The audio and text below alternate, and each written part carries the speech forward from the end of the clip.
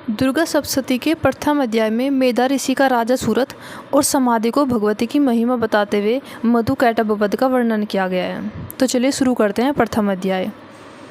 प्रथम चरित्र के ब्रह्मा ऋषि महाकाली देवता गायत्री छंद नंदा शक्ति रक्तदंती का बीज अग्नि तत्व और ऋग्वेद स्वरूप हैं। श्री महाकाली देवता की प्रसन्नता के लिए प्रथम चरित्र के जप में विनियोग किया जाता है। भगवान विष्णु सो जाने पर मधुकैटभ को मारने के लिए कमल जन्मा ब्रह्मा जी ने जिनका स्तवन किया था उन महाकाली देवी का मैं सेवन करती हूँ। वे अपने 10 हाथों में खड़ग चक्र गदा बाण धनुष परिघ शूल भुसुंडी मस्तक और शंख धारण करती हैं। उनके 3 नेत्र हैं। वे समस्त अंगों में दिव्य आभूषणों से विभूषित हैं।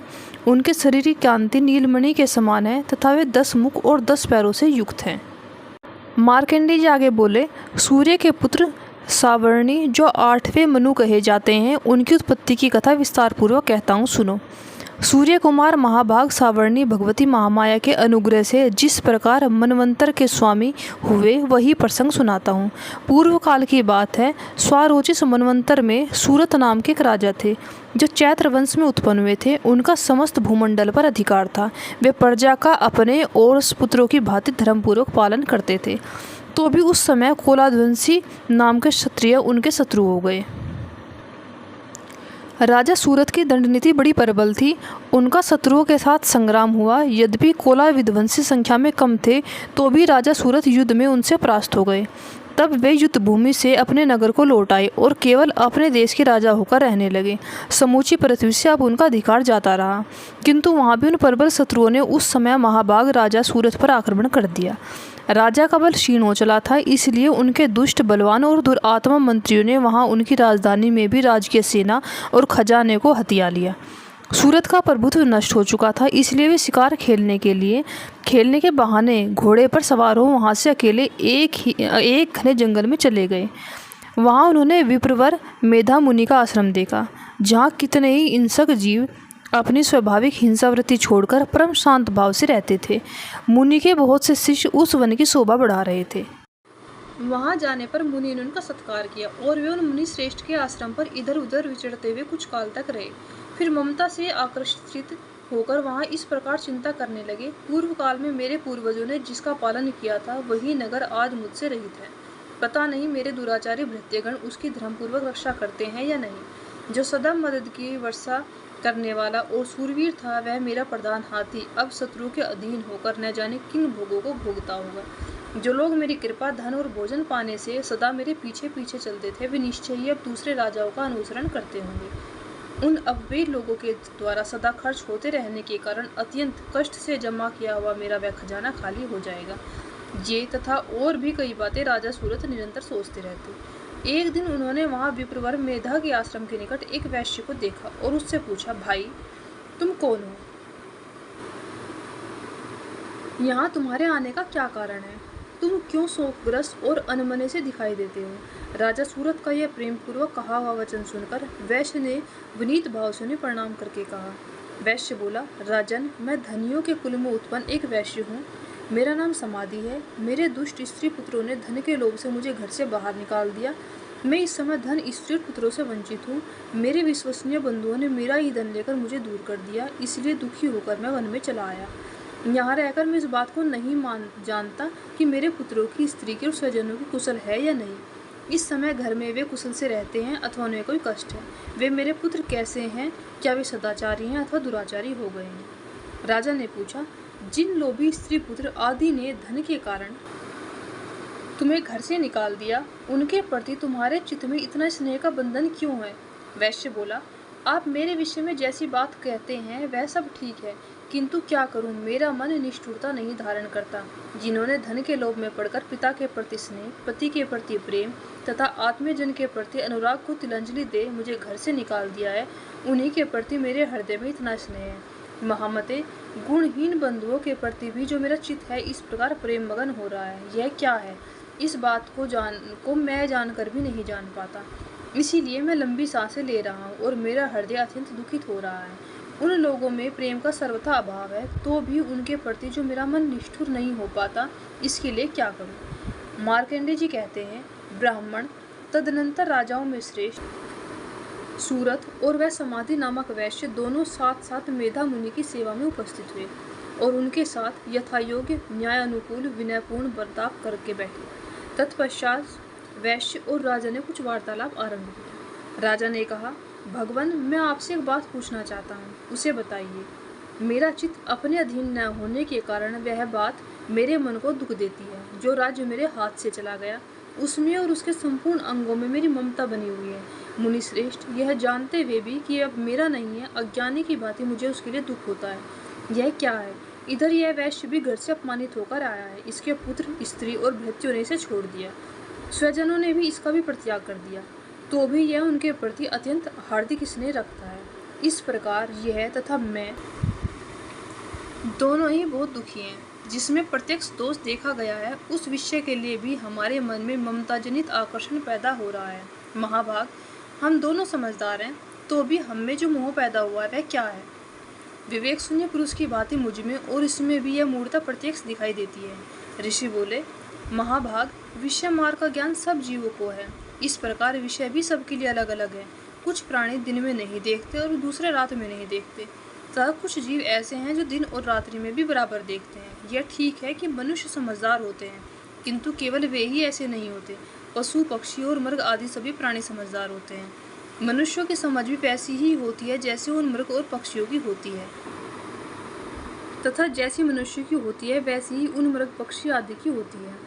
यह तथा अन्य बातें भी प्राय दोनों में समान ही है। समझ होने पर भी इन पक्षियों को तो देखो, ये श्रम भूख से पीड़ित होते हुए भी मोहवश बच्चों की चोंच में कितने चाव से अन्न के दाने डाल रही है। नरश्रेष्ठ, क्या तुम नहीं देखते? ये मनुष्य समझदार होते हुए भी लोभवश अपने किए हुए उपकार का बदला पाने के लिए पुत्रों की अभिलाषा करते हैं। यद्यपि उन सब में समझ की कमी नहीं है, तथापि वे संसार की स्थिति, जन्म मरण की परंपरा बनाए रखने वाली भगवती महामाया के प्रभाव के द्वारा ममता में भंवर से युक्त मोह के गहरे गर्त में गिराए गए हैं। इसलिए इसमें आश्चर्य नहीं करना चाहिए। जगदीश्वर भगवान विष्णु की योग निद्रा रूप जो भगवती महामाया है, उन्हीं से यह जगत मोहित हो रहा है। वे भगवती महामाया देवी ज्ञानियों के भी चित्त को बलपूर्वक खींचकर मोह में डाल देती हैं। वे ही संपूर्ण चराचर जगत की सृष्टि करती हैं तथा वे ही प्रसन्न होने पर मनुष्यों को मुक्ति के लिए वरदान देती है। वे ही पराविद्या, संसार बंधन और मोक्ष की हेतुभूता सनातनी देवी और संपूर्ण ईश्वरों की भी अधीश्वरी है। राजा ने पूछा, भगवान, जिन्हें आप महामाया कहते हैं वे देवी कौन है? ब्राह्मण, उनका आविर्भाव कैसे हुआ? उनके चरित्र कौन कौन है? ब्रह्मावेताओं में श्रेष्ठ महर्षि, उन देवी का जैसा प्रभाव हो, जैसा स्वरूप हो, जिस प्रकार प्रादुर्भाव हुआ हो, वह सब मैं आपके मुख से सुनना चाहता हूँ। ऋषि बोले, राजन, वास्तव में तो वे देवी नित्य स्वरूपा ही हैं। संपूर्ण जगत उन्हीं का स्वरूप है और उन्होंने समस्त विश्व को व्याप्त कर रखा।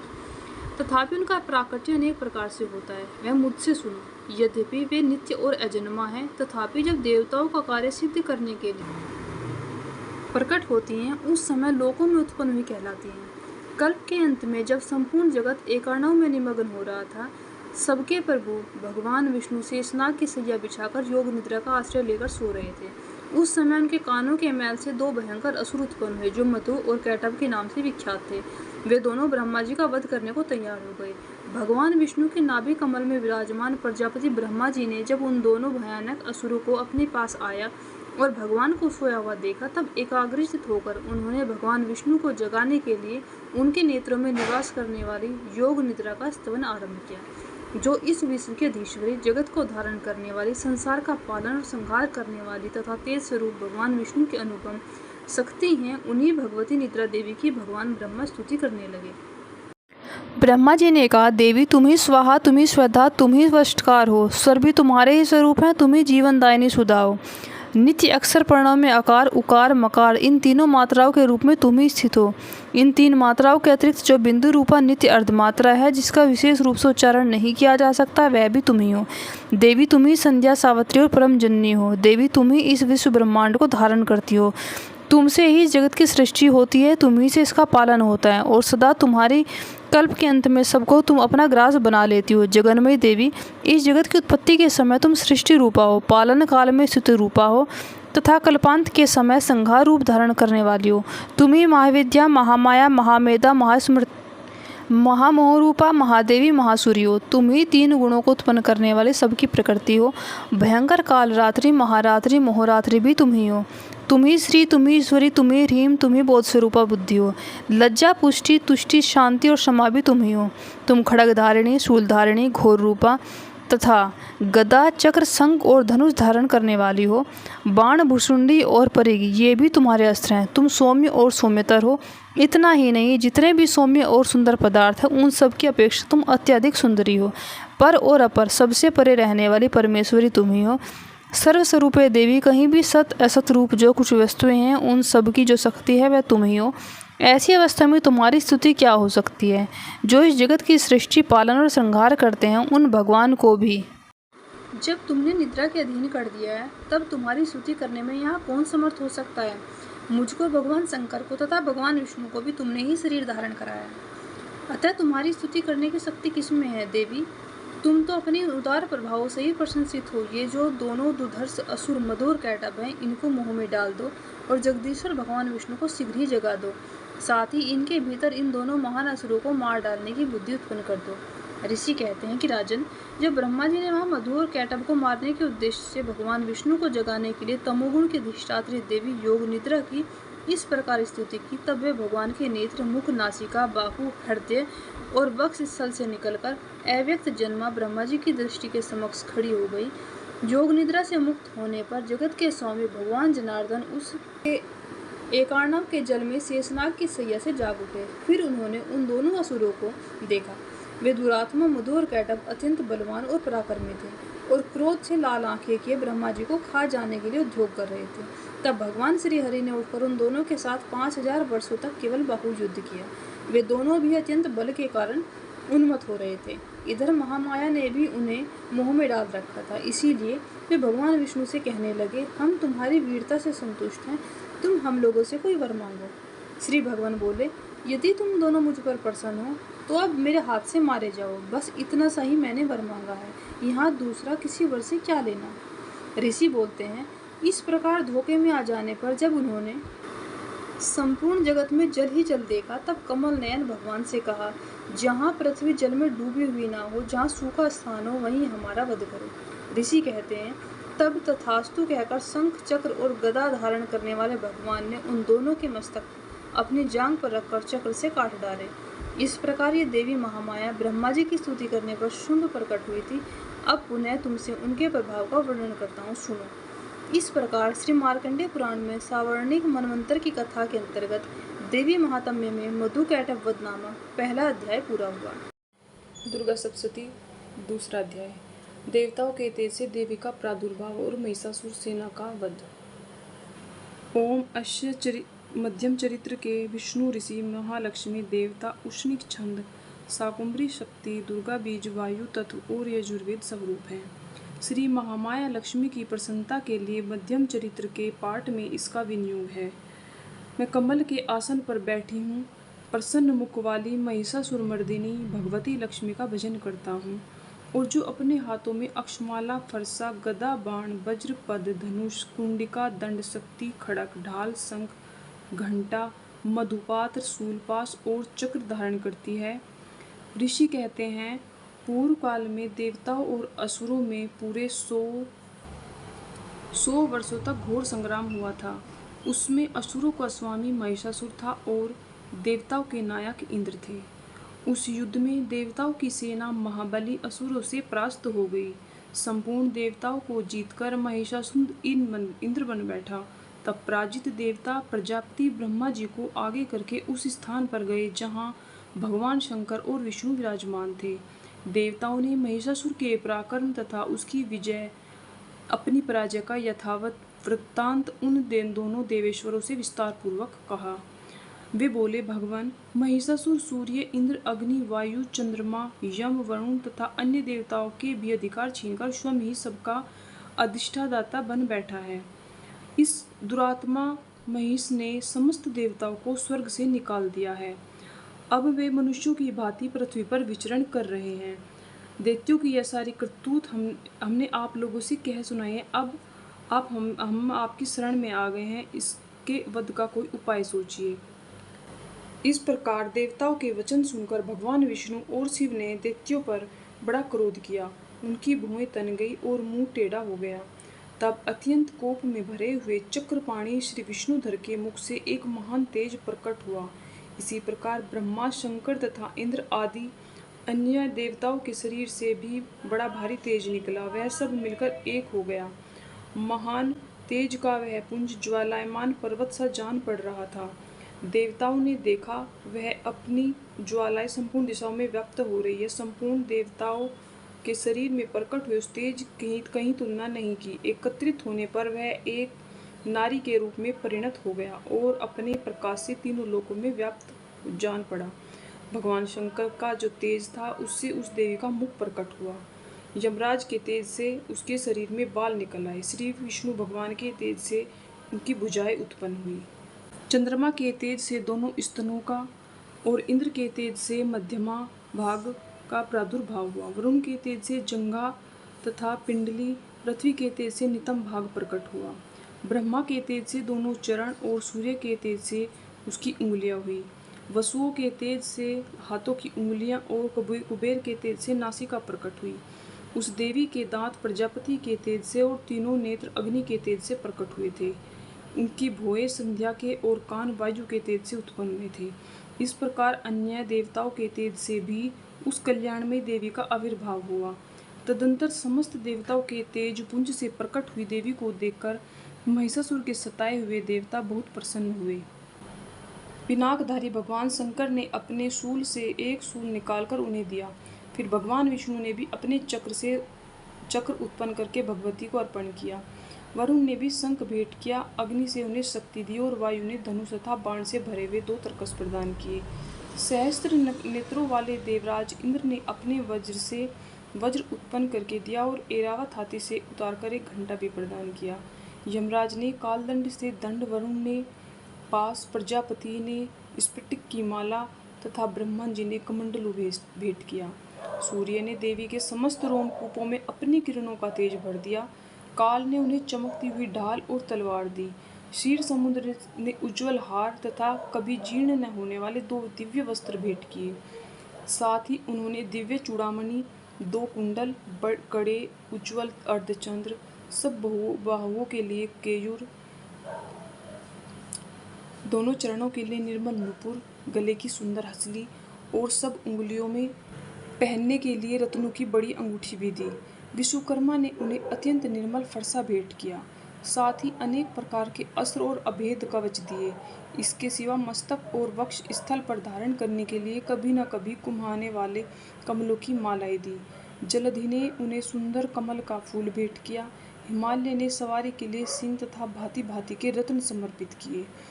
धनाध्यक्ष कुबेर ने मधु से भरा पान पात्र दिया तथा संपूर्ण नगर के राजा शेष ने, जो इस पृथ्वी को धारण करते हैं, उन्हें बहुमूल्य मणियों से विभूषित नागहार भेंट किया। इसी प्रकार अन्य देवताओं ने भी आभूषण और वस्त्र शस्त्र देकर देवी का सम्मान किया। तत्पश्चात उन्होंने बारंबार अट्ठाहस पूर्व उच्च स्वर में गर्जना की।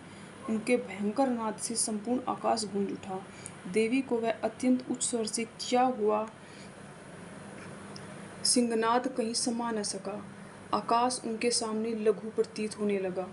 बड़े जोर की प्रतिध्वनि हुई जिससे संपूर्ण विश्व में हलचल हो गई और समुद्र कांप उठे, पृथ्वी डोलने लगी और समस्त पृथ्वी पर्वत हिलने लगे।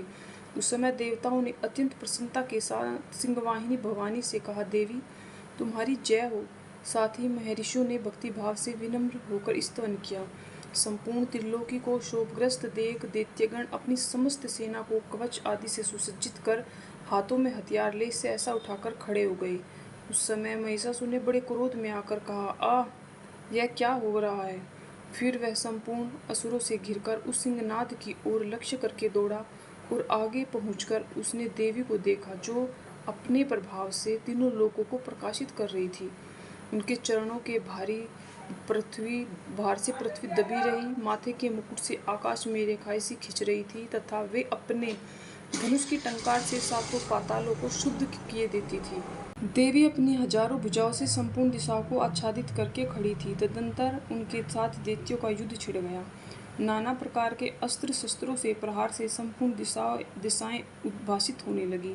चक्षुर नाम महान असुर महिषासुर का सेना नायक था। वह देवी के साथ युद्ध करने लगा। अन्य देवतियों की चतुरंगिणी सेना साथ लेकर चामर भी लड़ने लगा। 60,000 रथियों के साथ आकर उदग्र नामक महादैत्य ने लोहा लिया। 1 करोड़ रथियों को साथ लेकर महाहनु नामक दैत्य युद्ध करने लगा, जिसके रोए तलवार के सामने तीखे थे।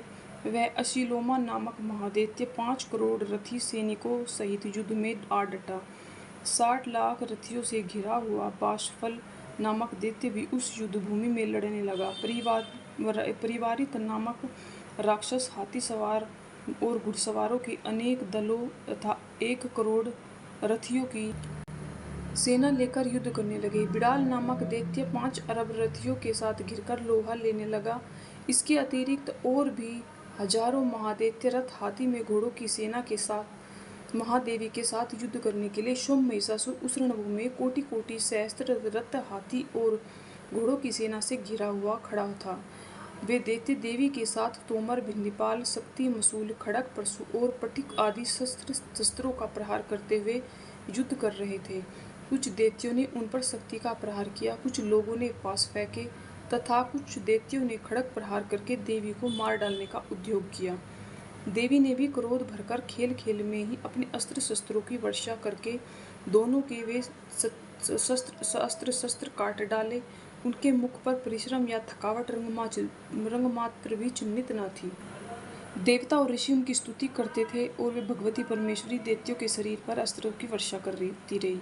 देवी का वाहन सिंह भी क्रोध में भरकर गर्दन के बालों को हिलाता हुआ असुरों की सेना में विचरने लगा, मानो वनों में दावानल फैल रहा हो। रणभूमि में दैत्यों के साथ युद्ध करते हुए अंबिका देवी ने जितने निश्वास छोड़े, वे सभी तत्काल सैकड़ों हजारों गणों के रूप में प्रकट हो गए और परशु, भिंदीपाल, खड़ग तथा पट्टिक और अस्त्रों के द्वारा असुरों का सामना करने लगे। देवी की शक्ति से बढ़े हुए वे गण असुरों का नाश करते हुए नगाड़ा और शंख आदि बजाने लगे। उस संग्राम महोत्सव में कितने ही गण मृदंग बजा रहे थे। तदंतर देवी ने त्रिशूल से, गदा से शक्ति की वर्षा और खड़ग आदि से सैकड़ों महादैत्यों का संहार, कितनों को घंटों के भयंकर नाद से मूर्छित करके मार गिराया।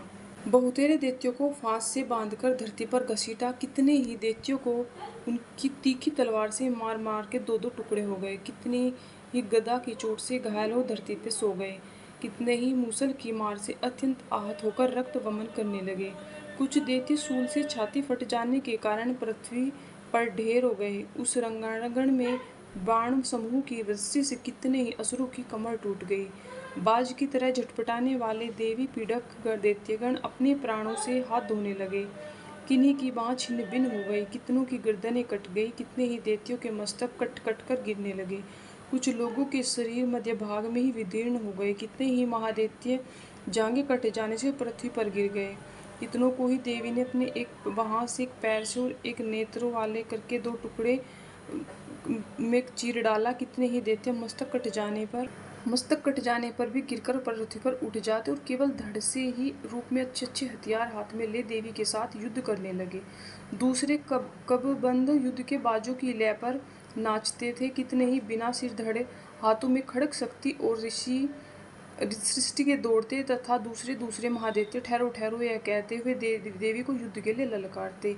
जहाँ वह घोर संग्राम हुआ था, वहाँ की धरती देवी के गिराए हुए रथ, हाथी, घोड़ों और असुरों की लाशों से पट हो गई कि वहाँ चलना फिरना असंभव हो गया। दैत्यों की सेना में हाथी, घोड़ों और असुरों की शरीरों की अधिक मात्रा में रक्तपान हुआ कि थोड़ी ही देर में वह खून की बड़ी बड़ी नदियाँ बहने लगी। जगदम्बा असुरों की विशाल सेना को क्षणधार में नष्ट कर दिया, ठीक उसी तरह जैसे तृण और काठ के भारी ढेर को आग कुछ भी क्षणों में भस्म कर देती है।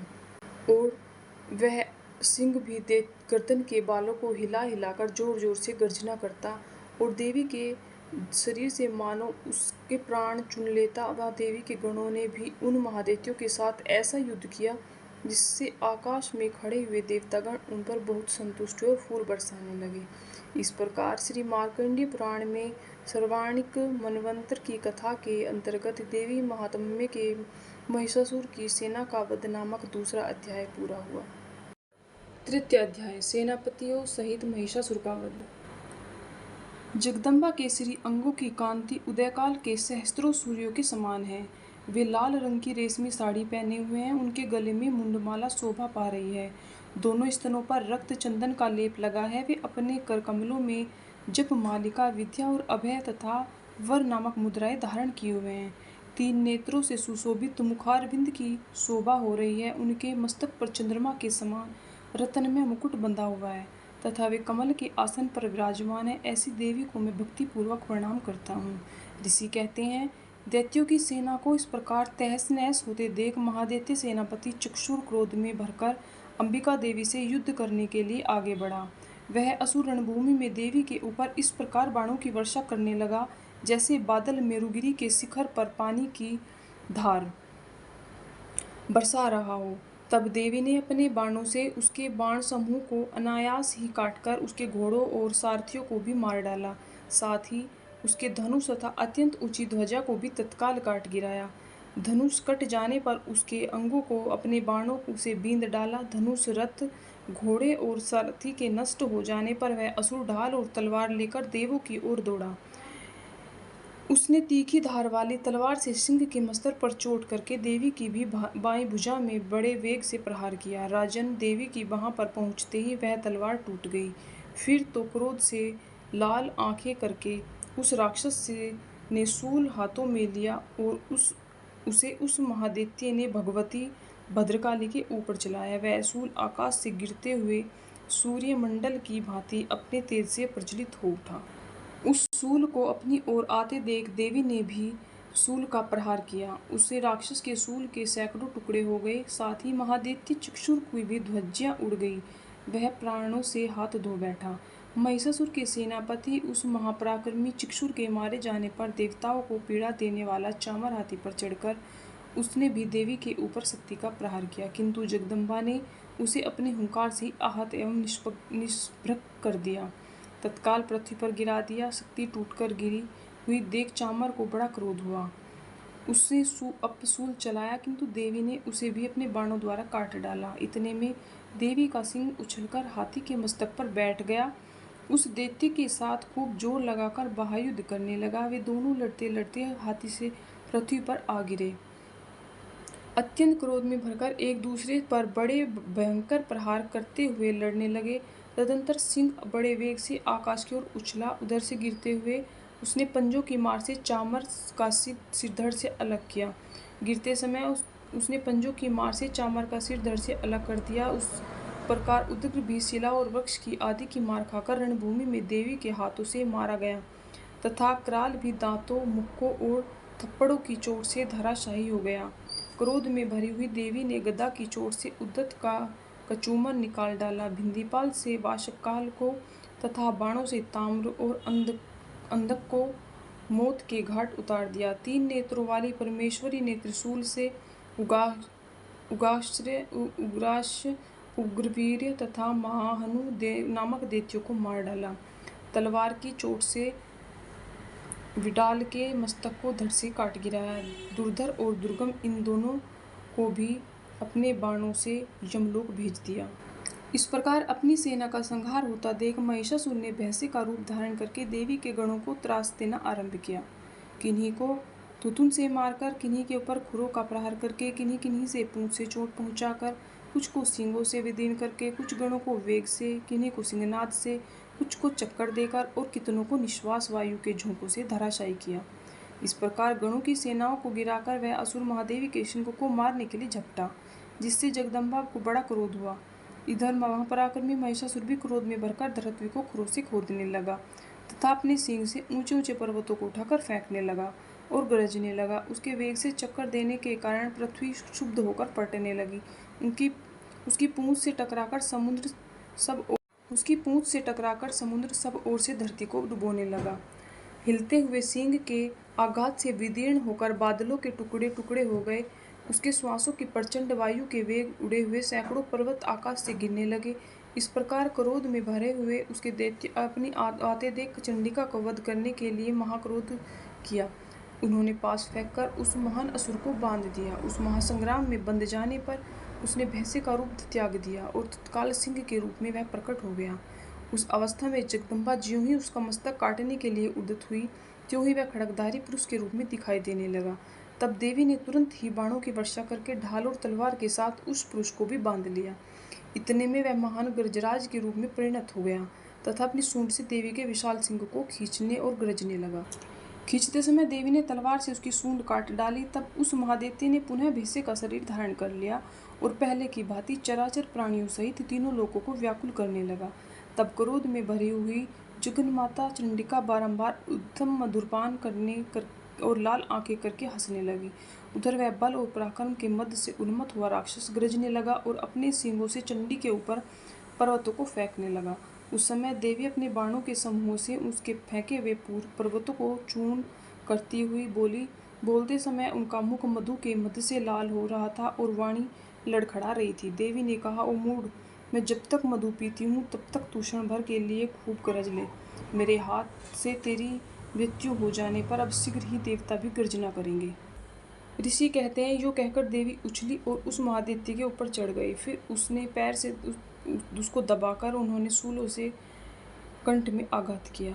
उसे पैर से दबा होने पर महिषासुर अपने मुख से अभी आधे शरीर से और बाहर निकलने पा रहा था कि देवी ने अपने प्रभाव से उसको रोक लिया।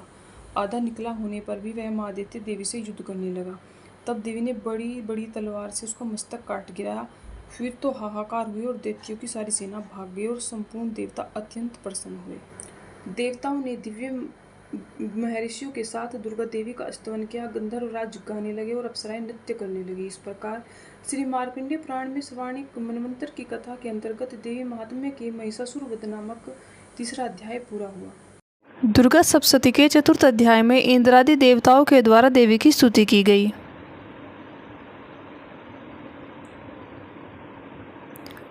सिद्धि की इच्छा रखने वाले पुरुष जिनकी सेवा करते हैं तथा देवता जिन्हें सब ओर से घेरे रहते हैं, उन जया नाम वाली दुर्गा देवी का ध्यान करें। उनके श्रीअंगों की आभा काले मेघ के समान श्याम है। वे अपने कटाक्षों से शत्रु समूह को भय प्रदान करती हैं। उनके मस्तक पर आबद्ध चंद्रमा की रेखा शोभा पाती है। वे अपने हाथों में शंख, चक्र, कृपाण और त्रिशूल धारण करती हैं। उनके 3 नेत्र हैं। वे सिंह के कंधे पर चढ़ी हुई हैं और अपने तेज से तीनों लोकों को परिपूर्ण कर रही हैं। ऋषि कहते हैं कि अत्यंत पराक्रमी दुरात्मा महिषासुर और उसकी दैत्य सेना के देवी के हाथ से मारे जाने पर इंद्र आदि देवता प्रणाम के लिए गर्दन तथा कंधे झुकाकर उन भगवती दुर्गा का उत्तम वचनों के द्वारा स्तवन करने लगे। उस समय उनके सुंदर अंगों में अत्यंत हर्ष के कारण रोमांच हो आया। देवता बोले, संपूर्ण देवताओं की शक्ति का समुदाय ही जिनका स्वरूप है तथा जिन देवी ने अपनी शक्ति से संपूर्ण जगत को व्याप्त कर रखा है। समस्त देवताओं और महर्षियों की पूजनीय उन जगदम्बा को हम भक्तिपूर्वक नमस्कार करते हैं। वे हम लोगों का कल्याण करें। जिनके अनुपम प्रभाव और बल का वर्णन करने में भगवान शेषनाग, ब्रह्मा जी तथा महादेव जी भी समर्थ नहीं हैं, वे भगवती चंडिका संपूर्ण जगत का पालन एवं अशुभ भय का नाश करने का विचार करें। जो पुण्यात्माओं के घरों में स्वयं ही लक्ष्मी रूप में, पापियों के यहाँ दरिद्रता के रूप में, शुद्ध अंतःकरण वाले पुरुषों के हृदय में बुद्धि रूप में, सत्पुरुषों में श्रद्धा रूप से तथा कुलीन मनुष्यों में लज्जा के रूप से निवास करती है, उन आप भगवती दुर्गा को हम नमस्कार करते हैं। देवी, आप संपूर्ण विश्व का पालन करें। देवी, आपके इस अचिंत्य रूप का, असुरों का नाश करने वाले भारी पराक्रम का तथा समस्त देवताओं और दैत्यों के समक्ष युद्ध में प्रकट किए हुए आपके अद्भुत चरित्रों को हम किस प्रकार से वर्णन करें। आप संपूर्ण जगत की उत्पत्ति में कारण हैं। आप में सत्वगुण, रजोगुण और तमोगुण, ये तीनों गुण मौजूद हैं, तो भी दोषों के साथ आपका संसर्ग नहीं जान पड़ता। भगवान विष्णु और महादेव जी आदि देवता भी आपका पार नहीं पाते। आप ही सबका आश्रय हैं। यह समस्त जगत आपका अंशभूत है, क्योंकि आप सबकी आदिभूत अव्याकृता बराबर करती हैं। देवी, संपूर्ण यज्ञों में जिसके उच्चारण से सब देवता तृप्ति लाभ करते हैं, वह स्वाहा आप ही हैं। इसके अतिरिक्त आप पितरों को भी तृप्ति का कारण है। अतएव सब लोग आपको स्वधा भी कहते हैं। देवी, जो मोक्ष की प्राप्ति का साधन है, अचिंत्य महाव्रत स्वरूपा है। समस्त दोषों से रहित जितेंद्रिय तत्व को ही सार वस्तु मानने वाले तथा मोक्ष की अभिलाषा रखने वाले मुनिजन जिसका अभ्यास करते हैं, वह भगवती पराविद्या आप ही हैं। आप शब्द स्वरूपा हैं। अत्यंत निर्मल ऋग्वेद, यजुर्वेद और उद्गीत के मनोहर पदों के पाठ से युक्त सामवेद का भी आधार आप ही हैं। आप देवी त्रयी, तीनों वेद और भगवती 6 ऐश्वर्यों से युक्त हैं। इस विश्व की उत्पत्ति और पालन के लिए आप ही वार्ता, खेती एवं आजीविका के रूप में प्रकट हुई। आप संपूर्ण जगत की घोर पीड़ा का नाश करने वाली हैं। देवी, जिसमें समस्त शास्त्रों के सार का ज्ञान होता है, वह मेधा शक्ति आप ही हैं। दुर्गम भवसागर से पार उतारने वाली नौका रूप दुर्गा देवी भी आप ही हैं। आपकी कहीं भी आसक्ति नहीं है। कैटभ के शत्रु भगवान विष्णु के वक्ष स्थल में एकमात्र निवास करने वाली भगवती लक्ष्मी तथा भगवान चंद्रशेखर के द्वारा सम्मानित गौरी देवी भी आप ही हैं। आपका मुख मंद मुस्कान से सुशोभित, निर्मल, पूर्ण, चंद्रमा के बिंब का अनुकरण करने वाला और उत्तम स्वर्ण की मनोहर कांति से कमनीय है। तो भी उसे देखकर महिषासुर को क्रोध हुआ और सहसा उसने उस पर प्रहार कर दिया। यह बड़े आश्चर्य की बात है। हे देवी, वही मुख जब क्रोध से युक्त होने पर उदयकाल के चंद्रमा की भांति लाल और तनी हुई भुवों के कारण विकराल हो उठा, तब उसे देखकर जो महिषासुर के प्राण तुरंत नहीं निकल गए, यह उससे भी बढ़कर आश्चर्य की बात है, क्योंकि क्रोध में भरे हुए यमराज को देखकर भला कौन जीवित रह सकता है। हे देवी, आप प्रसन्न हो। परमात्मा स्वरूपा आपके प्रसन्न होने पर जगत का अबूधिया होता है और क्रोध में भर जाने पर आप तत्काल ही कितने कुलों का सर्वनाश कर डालती हैं। यह बात अभी अनुभव में आई है, क्योंकि महिषासुर की यह विशाल सेना क्षण भर में आपके कोप से नष्ट हो गई है। सदा अभ्युदय प्रदान करने वाली आप जिन पर प्रसन्न रहती हैं, वे ही देश में सम्मानित हैं। उन्हीं को धन और यश की प्राप्ति होती है। उन्हीं का धर्म कभी स्थिर नहीं होता और वे ही अपने हष्टपुष्ट स्त्री, पुत्र और भृत्यों के साथ धन्य माने जाते हैं। हे देवी, आपकी ही कृपा से पुण्यात्मा पुरुष प्रतिदिन अत्यंत श्रद्धापूर्वक सदा सब प्रकार के धर्म अनुकूल कर्म करता है और उसके प्रभाव से स्वर्गलोक में जाता है। इसलिए आप तीनों लोकों में निश्चय ही मनोवांछित फल देने वाली हैं। माँ दुर्गे, आप स्मरण करने पर सब प्राणियों का भय हर लेती हैं और स्वस्थ पुरुषों के द्वारा चिंतन करने पर उन्हें परम कल्याणमय बुद्धि प्रदान करती हैं। दुख, दरिद्रता और भय हरने वाले देवी, आपके सिवा दूसरी कौन है, जिसका चित्त सबका उपकार करने के लिए सदा ही दयाद्र रहता हो। देवी, इन राक्षसों के मारने से संसार को सुख मिले तथा ये राक्षस चिरकाल तक नरक में रहने के लिए भले ही पाप करते रहे हों, इस समय संग्राम में मृत्यु को प्राप्त होकर स्वर्गलोक में जाएं। निश्चय ही यही सोचकर आप शत्रुओं का वध करती हैं। आप शत्रुओं पर शस्त्रों का प्रहार क्यों करती हैं? समस्त असुरों को दृष्टिपात मात्र से भस्म क्यों नहीं कर देती? इसमें एक रहस्य है। ये शत्रु भी हमारे शस्त्रों से पवित्र होकर उत्तम लोकों में जाएं, इस प्रकार उनके प्रति भी आपका विचार अत्यंत उत्तम रहता है। खड़क के तेजपुंज की भयंकर दीप्ति से तथा आपके त्रिशूल के अग्रभाग के घनीभूत प्रभाव से चौंधियाकर जो असुरों की आंखें फूट नहीं गई, उसमें कारण यही था कि वे मनोहर रश्मियों से युक्त चंद्रमा के समान आनंद प्रदान करने वाले आपके इस सुंदर मुख का दर्शन करते थे। हे देवी, आपका शील दुराचारियों के बुरे बर्ताव को दूर करने वाला है और साथ ही यह रूप ऐसा है जो कभी चिंतन में नहीं आ सकता और जिसकी कभी दूसरों से तुलना भी नहीं हो सकती, तथा आपका बल और पराक्रम तो उन दैत्यों का भी नाश करने वाला है जो कभी देवताओं के पराक्रम को नष्ट कर चुके थे। इस प्रकार आपने शत्रुओं पर भी अपनी दया ही प्रकट की है। वरदायिनी देवी, आपके इस पराक्रम की किसके साथ तुलना हो सकती है? तथा शत्रुओं को भय देने वाला और अत्यंत मनोहर ऐसा रूप भी आपके सिवा और कहाँ है? हृदय में कृपा और युद्ध में निष्ठुरता, ये दोनों बातें तीनों लोकों के भीतर केवल आप में ही देखी गई। हे मात, आपने शत्रुओं का नाश करके इस समस्त लोक की रक्षा की है। उन शत्रुओं को भी युद्धभूमि में मारकर स्वर्गलोक में पहुंचाया तथा उन्मत्त दैत्यों से प्राप्त होने वाले हम लोगों के भय को दूर कर दिया। आपको हमारा नमस्कार है। हे देवी, आप शूल से हमारी रक्षा करें। हे अंबिके, आप खड़ग से हमारी रक्षा करें तथा घंटा की ध्वनि और धनुष के टंकार से भी हम लोगों की रक्षा करें। हे चंडिके, पूर्व, पश्चिम और दक्षिण दिशा में आप हमारी रक्षा करें। हे ईश्वरी, अपने त्रिशूल को घुमाकर आप उत्तर दिशा में हमारी रक्षा करें। तीनों लोकों में आपके जो परम सुंदर और अत्यंत भयंकर रूप विचरते रहते हैं, उनके द्वारा भी आप हमारी और इस भूलोक की रक्षा करें। हे अंबिके, आपके कर पल्लवों में शोभा पाने वाले खड़ग, शूल और गदा जो अस्त्र हैं, उन सब के द्वारा आप सब ओर से हमारी रक्षा करें। ऋषि कहते हैं, इस प्रकार जब देवताओं ने जगत माता दुर्गा की स्तुति की और नंदन वन के दिव्य पुष्पों और गंध, चंदन आदि के द्वारा उनका पूजन किया, फिर सबने मिलकर जब भक्तिपूर्वक दिव्य धूपों की सुगंध निवेदन की, तब देवी ने प्रसन्न वदन होकर प्रणाम करते हुए सब देवताओं से कहा। देवी बोली, देवताओं, तुम सब लोग मुझसे जिस वस्तु की अभिलाषा रखते हो उसे मांगो। देवता बोले, भगवती ने हमारी सब इच्छा पूरी कर दी, अब कुछ भी बाकी नहीं है, क्योंकि हमारा यह शत्रु महिषासुर मारा गया। महेश्वरी, इतने पर भी यदि आप हमें और वर देना ही चाहती हैं तो हम सब जब जब आपका स्मरण करें तब तब आप दर्शन देकर हम लोगों के महान संकट दूर कर दिया करें। तब तथा प्रसन्न मुखी अंबिके, जो मनुष्य इन स्तोत्र के द्वारा आपकी स्तुति करे उसे वित्त, समृद्धि और वैभव देने के साथ साथ उसकी धन और स्त्री आदि को संपत्ति बढ़ाने के लिए आप सदा हम पर प्रसन्न रहें।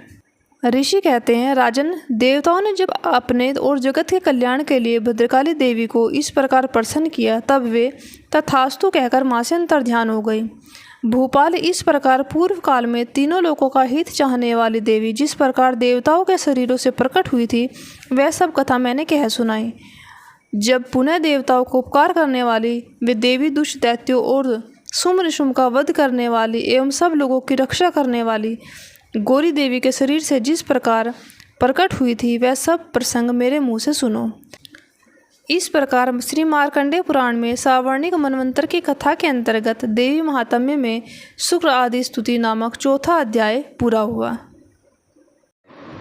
दुर्गा सप्तशती के पंचम अध्याय में देवताओं के द्वारा देवी की स्तुति, चंडमुंड के मुख से अंबिका के रूप की प्रशंसा सुनकर शुंभ का उनके पास दूत भेजना और दूत का निराश होकर लौटना, इसका वर्णन किया गया है। ओम। इस उत्तर चरित्र के रुद्र ऋषि हैं, महासरस्वती देवता हैं, अनुष्टुप छंद है, भीमा शक्ति है, भ्रामरी बीज है, सूर्य तत्व है और सामवेद स्वरूप है। महासरस्वती की प्रसन्नता के लिए उत्तर चरित्र के पाठ में इसका विनियोग किया जाता है। जो अपने करकमलों में घंटा, शूल, हल, शंख, मूसल, चक्र, धनुष और बाण धारण करती है, शरद ऋतु के शोभा संपन्न चंद्रमा के समान जिनकी मनोहर कांति है, जो तीनों लोकों के आधारभूता और शुंभ आदि दैत्यों का नाश करने वाली है तथा गौरी के शरीर से जिसका प्राकट्य हुआ, उन महासरस्वती देवी का मैं निरंतर भजन करती हूँ। ऋषि कहते हैं, पूर्व काल में शुंभ और निशुंभ नामक असुरों ने अपने बल के घमंड में आकर सचीपति इंद्र के हाथ से तीनों लोकों का राज्य और यज्ञ भाग छीन लिया।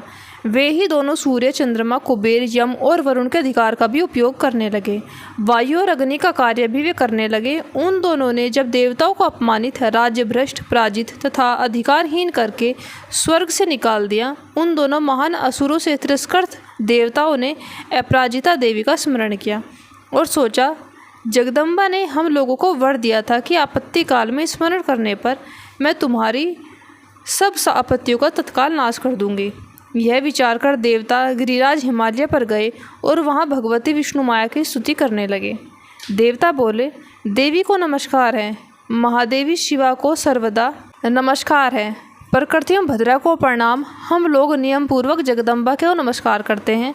रुद्रा को नमस्कार है, नित्या गौरी और धात्री को बारंबार नमस्कार है, ज्योत्सनामयी, चंद्ररूपणी और सुख स्वरूपा देवी को सतत प्रणाम है। शरणागतों का कल्याण करने वाली वृद्धि और सिद्धि रूपा देवी को हम बारंबार नमस्कार करते हैं। नैऋति राक्षसों की लक्ष्मी, राजाओं की लक्ष्मी तथा सर्वाणी शिवपत्नी स्वरूपा आप जगदम्बा को बार बार नमस्कार है। दुर्गा, दुर्गपारा, दुर्गम संकट से पार उतारने वाली, सारा, सबको सारभूत, सर्वकारिणी, ख्याति, कृष्णा और धूम्रा देवी को सर्वदा नमस्कार है। अत्यंत सौम्य तथा अत्यंत रोद्रूपा देवी को हम नमस्कार करते हैं, उन्हें हम बारंबार प्रणाम है। जगत के आधारभूता कृत्य देवी को बारंबार नमस्कार है। जो देवी सब प्राणियों में विष्णु माया के नाम से कही जाती है उनको नमस्कार है, उनको नमस्कार, उनको बारंबार नमस्कार है। जो देवी सब प्राणियों में चेतना कहलाती है उनको नमस्कार, उनको नमस्कार, उनको बारंबार नमस्कार है। जो देवी उन सब प्राणियों में बुद्धि रूप से स्थित है उनको नमस्कार, उनको नमस्कार, उनको बारंबार नमस्कार। जो देवी सब प्राणियों में निद्रा रूप में स्थित है उनको नमस्कार, उनको नमस्कार, उनको बारंबार नमस्कार। जो देवी सब प्राणियों में शुद्धा रूप में स्थित है उनको नमस्कार, उनको नमस्कार, उनको बारंबार नमस्कार। जो देवी सब प्राणियों में छाया रूप में स्थित है उनको नमस्कार, उनको नमस्कार, उनको बारंबार नमस्कार। जो देवी सब प्राणियों में शक्ति रूप में स्थित है उनको नमस्कार, उनको नमस्कार, उनको बारंबार नमस्कार। जो देवी सब प्राणियों में तृष्णा रूप में स्थित है उनको नमस्कार, उनको नमस्कार, उनको बारंबार नमस्कार। जो देवी सब प्राणियों में शांति क्षमा रूप में स्थित है उनको नमस्कार, उनको नमस्कार, उनको बारंबार नमस्कार। जो देवी सब प्राणियों में जाति रूप से स्थित है उनको नमस्कार, उनको नमस्कार, उनको बारंबार नमस्कार। जो देवी सब प्राणियों में लज्जा रूप से स्थित है उनको नमस्कार, उनको नमस्कार, उनको बारंबार नमस्कार। जो देवी सब प्राणियों में शांति रूप में स्थित है उनको नमस्कार, उनको नमस्कार, उनको बारंबार नमस्कार। जो देवी सब प्राणियों में श्रद्धा रूप में स्थित है उनको नमस्कार, उनको नमस्कार, उनको बारंबार नमस्कार। जो देवी सब प्राणियों में कांति रूप से स्थित है उनको नमस्कार, उनको नमस्कार, उनको बारंबार नमस्कार। जो देवी सब प्राणियों में लक्ष्मी रूप से स्थित है उनको नमस्कार, उनको नमस्कार, उनको बारंबार नमस्कार। जो देवी सब प्राणियों में वृत्ति रूप में स्थित है उनको नमस्कार, उनको नमस्कार, उनको बारंबार नमस्कार। जो देवी सब प्राणियों में स्मृति रूप में स्थित है उनको नमस्कार, उनको नमस्कार, उनको बारंबार नमस्कार। जो देवी सब प्राणियों में दया रूप में स्थित है उनको नमस्कार, उनको नमस्कार, उनको बारंबार नमस्कार। जो देवी सब प्राणियों में तुष्टि रूप में स्थित है उनको नमस्कार, उनको नमस्कार, उनको बारंबार नमस्कार। जो देवी सब प्राणियों में माता के रूप में स्थित है उनको नमस्कार, उनको नमस्कार, उनको बारंबार नमस्कार। जो देवी सब प्राणियों में भ्रांति रूप में स्थित है उनको नमस्कार, उनको नमस्कार, उनको बारंबार नमस्कार। जो जीवों के इंद्रिय वर्ग की अधिष्ठात्री देवी है एवं सब प्राणियों में सदा व्याप्त रहती है उन व्याप्त देवी को बारंबार नमस्कार। जो देवी चैतन्य रूप से संपूर्ण जगत को व्याप्त करके स्थित है उनको नमस्कार, उनको नमस्कार, उनको बारंबार नमस्कार। पूर्व काल में अपने अभीष्ट की प्राप्ति होने से देवताओं ने जिनकी स्तुति की तथा देवराज इंद्र ने बहुत दिनों तक जिनका सेवन किया वह कल्याण की साधना भूता ईश्वरी हमारा कल्याण और मंगल करे, सारी आपत्तियों का नाश कर डाले। उद्दंड दैत्यों से सताए हुए हम सभी देवता जिन परमेश्वरी को इस समय नमस्कार करते हैं तथा जो भक्ति से विनम्र पुरुषों के द्वारा स्मरण की जाने वाली तत्काल ही संपूर्ण विपत्तियों का नाश कर देती है, वे जगदम्बा हमारा संकट दूर करे। ऋषि कहते हैं, राजन, इस प्रकार जब देवता स्तुति कर रहे थे उस समय पार्वती देवी गंगा जी के जल में स्नान करने के लिए वहां पर आई। उन सुंदर भौं वाली भगवती ने देवताओं से पूछा, आप लोग यहाँ किसकी स्तुति करते हो? तब उन्हीं के शरीर कोश से प्रकट हुई शिवा देवी बोली, शुंभ दैत्य से तिरस्कृत और युद्ध में निशुंभ से पराजित हो यहाँ एकत्रित हुए ये समस्त देवता मेरी स्तुति कर रहे हैं। पार्वती जी के शरीर कोश से अंबिका का प्रादुर्भाव हुआ, इसीलिए वे समस्त लोकों में कौशिकी कही जाती हैं। कौशिकी के प्रकट होने के बाद पार्वती देवी का शरीर काले रंग का हो गया, अतः वे हिमालय पर रहने वाली कालिका देवी के नाम से विख्यात हुई। तदनंतर शुंभ निशुंभ के भृत्य चंडमुंड वहां आए और उन्होंने परम मनोहर रूप धारण करने वाली अंबिका देवी को देखा। फिर वे शुंभ के पास जाकर बोले, महाराज, एक अत्यंत मनोहर स्त्री है जो अपनी दिव्य कांति से हिमालय को प्रकाशित कर रही है। वैसा उत्तम रूप कहाँ किसी ने देखा होगा? असुरेश्वर, पता लगाइए कि वह देवी कौन है और उसे ले लीजिए। स्त्रियों में तो वह रत्न है, उसका प्रत्येक अंग सुंदर है और वह अपने श्री अंगों की प्रभ से संपूर्ण दिशाओं में प्रकाश फैला रही है। दैत्यराज, अभी वह हिमालय पर ही मौजूद है, आप उसे देख सकते हैं। हे प्रभु, तीनों लोक में मणि, हाथी और घोड़े आदि जितने भी रत्न हैं वे सब इस समय आपके घर में शोभा पाते हैं। हाथियों में रत्नभूत ऐरावत, यह पारिजात का वृक्ष और यह उत्सरेवा घोड़ा, यह सब आपने इंद्र से ले लिया। हंसों से जुता हुआ यह विमान भी आपके आंगन में शोभा पाता है। यह रत्नभूत अद्भुत विमान जो पहले ब्रह्मा जी के पास था अब आपके यहाँ लाया गया है। यह महापद्म नामक निधि आप कुबेर से छीन लाए। समुद्र ने भी आपको किंजलिंगनी नामक की माला भेंट की जो केसरों से सुशोभित है और जिसके कमल कभी कुमलाते नहीं हैं। सुवर्ण की वर्षा करने वाला वरुण का छत्र भी आपके घर में शोभा पाता है और यह श्रेष्ठ रथ जो पहले प्रजापति के अधिकार में था अब आपके पास मौजूद है। दैत्येश्वर, मृत्यु की उत्क्रांतिदा नामक शक्ति भी आपने छीन ली और वरुण का पाश और समुद्र में होने वाले सब प्रकार के रत्न आपके भाई निशुंभ के अधिकार में हैं। अग्नि ने भी स्वतः शुद्ध किए हुए 2 वस्त्र आपकी सेवा में अर्पित किए। दैत्यराज, इस प्रकार सभी रत्न आपने एकत्र कर लिए। फिर जो स्त्रियों में रत्न रूप कल्याणमयी देवी है, इसे आप क्यों नहीं अपने अधिकार में ले लेते? ऋषि कहते हैं कि चंडमुंड का यह वचन सुनकर शुंभ ने महादैत्य सुग्रीव को दूत बनाकर देवी के पास भेजा और कहा, तुम मेरी आज्ञा से उसके सामने ये बात कहना और ऐसा उपाय करना जिससे प्रसन्न होकर वह शीघ्र यहाँ आ जाए। वह दूत पर्वत के अत्यंत रमणीय प्रदेश में जहाँ देवी मौजूद थी गया और मधुर वाणी में कोमल वचन बोला। दूत बोला, हे देवी, दैत्यराज शुंभ इस समय तीनों लोकों के परमेश्वर हैं। मैं उन्हीं का भेजा हुआ दूत हूँ और यहाँ तुम्हारे पास ही आया हूँ। उनकी आज्ञा सदैव सब देवता एक स्वर से मानते हैं, कोई उसका उल्लंघन नहीं कर सकता। ये संपूर्ण देवताओं को परास्त कर चुके हैं। उन्होंने तुम्हारे लिए जो संदेश दिया है उसे सुनो। संपूर्ण त्रिलोकी मेरे अधिकार में है। देवता मेरी आज्ञा के अधीन चलते हैं। संपूर्ण यज्ञ के भागों को मैं पृथक पृथक भोगता हूँ। तीनों लोकों में जितने श्रेष्ठ रत्न हैं वे सब मेरे अधिकार में हैं। देवराज इंद्र का वाहन ऐरावत जो हाथियों में रत्न के समान है मैंने छीन लिया। क्षीर सागर का मंथन करने से जो असुरत्न उच्च स्वर्वा प्रकट हुआ था उसे देवताओं ने मेरे पैरों पर पकड़कर समर्पित किया है। सुंदरी, उनके सिवा और भी जितने रत्नभूत पदार्थ देवताओं, गंधर्वों और नागों के पास थे वे सब मेरे पास आ गए। देवी, हम लोग तुम्हें संसार की स्त्रियों में रत्न मानते हैं, अतः तुम मेरे पास आ जाओ, क्योंकि रत्नों का उपभोग करने वाले हम ही हैं। चंचल कटाक्षों वाली सुंदरी, तुम मेरी या मेरे भाई महापराक्रमी निशुंभ की सेवा में आ जाओ, क्योंकि तुम रत्न स्वरूपा हो। मेरे वर्ण करने से तुम्हें तुलना रहित महान ऐश्वर्य की प्राप्ति होगी। अपनी बुद्धि में यह विचार कर तुम मेरी पत्नी बन जाओ।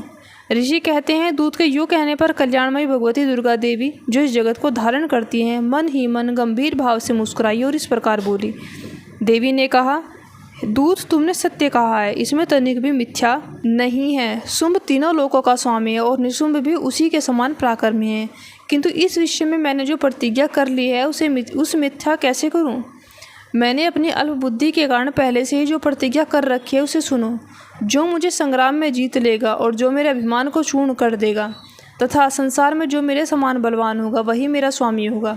इसलिए शुंभ और महादैत्य निशुंभ शुंभ ही यहाँ पधारे और मुझे जीतकर शीघ्र ही मेरा पाणी ग्रहण कर ले। इसमें विलंब की क्या आवश्यकता है? दूत बोला, देवी, तुम घमंड से भरी हो, मेरे सामने ऐसी बात ना करो। तीनों लोकों में कौन ऐसा पुरुष है जो निशुंभ और शुंभ के सामने खड़ा हो सके? देवी, अन्य दैत्यों के सामने सारे देवता युद्ध में नहीं ठहर सकते, फिर तुम अकेली स्त्री होकर कैसे ठहर सकती हो? जिन शुंभ आदि दैत्यों के सामने इंद्र आदि देवता युद्ध में खड़े नहीं हुए, उनके सामने तुम स्त्री होकर कैसे जाओगी? इसलिए तुम मेरे कहने से शुंभ निशुंभ के पास चली जाओ। ऐसा करने से तुम्हारे गौरव की रक्षा होगी, अन्यथा जब वे केस पकड़कर घसीटेंगे तब तुम्हें अपनी प्रतिष्ठा खोकर जाना पड़ेगा। देवी ने कहा, तुम्हारा कहना ठीक है, शुंभ बलवान है और निशुंभ भी बड़े पराक्रमी है, किंतु क्या करूं? मैंने पहले बिना सोचे समझे प्रतिज्ञा कर ली है, अतः अब तुम जाओ। मैंने तुमसे जो कहा है वह दैत्यराज से आदरपूर्वक कहना, फिर वे उचित जान पड़े करे। इस प्रकार श्री मार्कंडेय पुराण में सावर्णिक मनवंतर की कथा के अंतर्गत देवी महात्म्य में देवी दूत संवाद नामक 5वां अध्याय पूरा हुआ। दुर्गा सप्तशती के 6ठे अध्याय में धूम्रलोचन वध का वर्णन किया गया है। मैं सर्वज्ञेश्वर भैरव के अंक में निवास करने वाली परमोत्कृष्ट पद्मावती देवी का चिंतन करती हूँ। वे नागराज के आसन पर बैठी हैं। नागों के फणों में सुशोभित होने वाली मणियों की विशाल माला से उनकी दहलता उद्भाषित हो रही है। सूर्य के समान उनका तेज है। 3 नेत्र उनकी शोभा बढ़ा रहे हैं। वे हाथों में माला, कुंभ, कपाल और कमल लिए हैं और उनके मस्तक में अर्धचंद्र का मुकुट सुशोभित है। ऋषि कहते हैं कि देवी का यह कथन सुनकर दूत को बड़ा अमर्ष हुआ और उसने दैत्यराज के पास जाकर सब समाचार विस्तार पूर्वक कह सुनाया। दूत के इस वचन को सुनकर दैत्यराज कुपित हो उठा और दैत्य सेनापति धूम्रलोचन से बोला, धूम्रलोचन, तुम शीघ्र अपनी सेना साथ लेकर जाओ और उस दुष्टा के केस पकड़कर घसीटते हुए उसे बलपूर्वक यहाँ ले आओ। उसकी रक्षा करने के लिए यदि कोई दूसरा खड़ा हो तो वह देवता, यक्ष अथवा गंधर्व ही क्यों ना हो, उसे मार डालना। ऋषि कहते हैं, शुंभ के इस प्रकार आज्ञा देने पर धूम्रलोचन दैत्य 60,000 असुरों को साथ लेकर वहां से तुरंत चल दिया। वहां पहुंचकर उसने हिमालय पर रहने वाली देवी को देखा और ललकार कर कहा, अरे तू शुंभ निशुंभ के पास चल। यदि इस समय प्रसन्नतापूर्वक मेरे स्वामी के समीप नहीं चलेगी तो मैं बलपूर्वक पकड़कर घसीटते हुए तुझे ले जाऊंगा।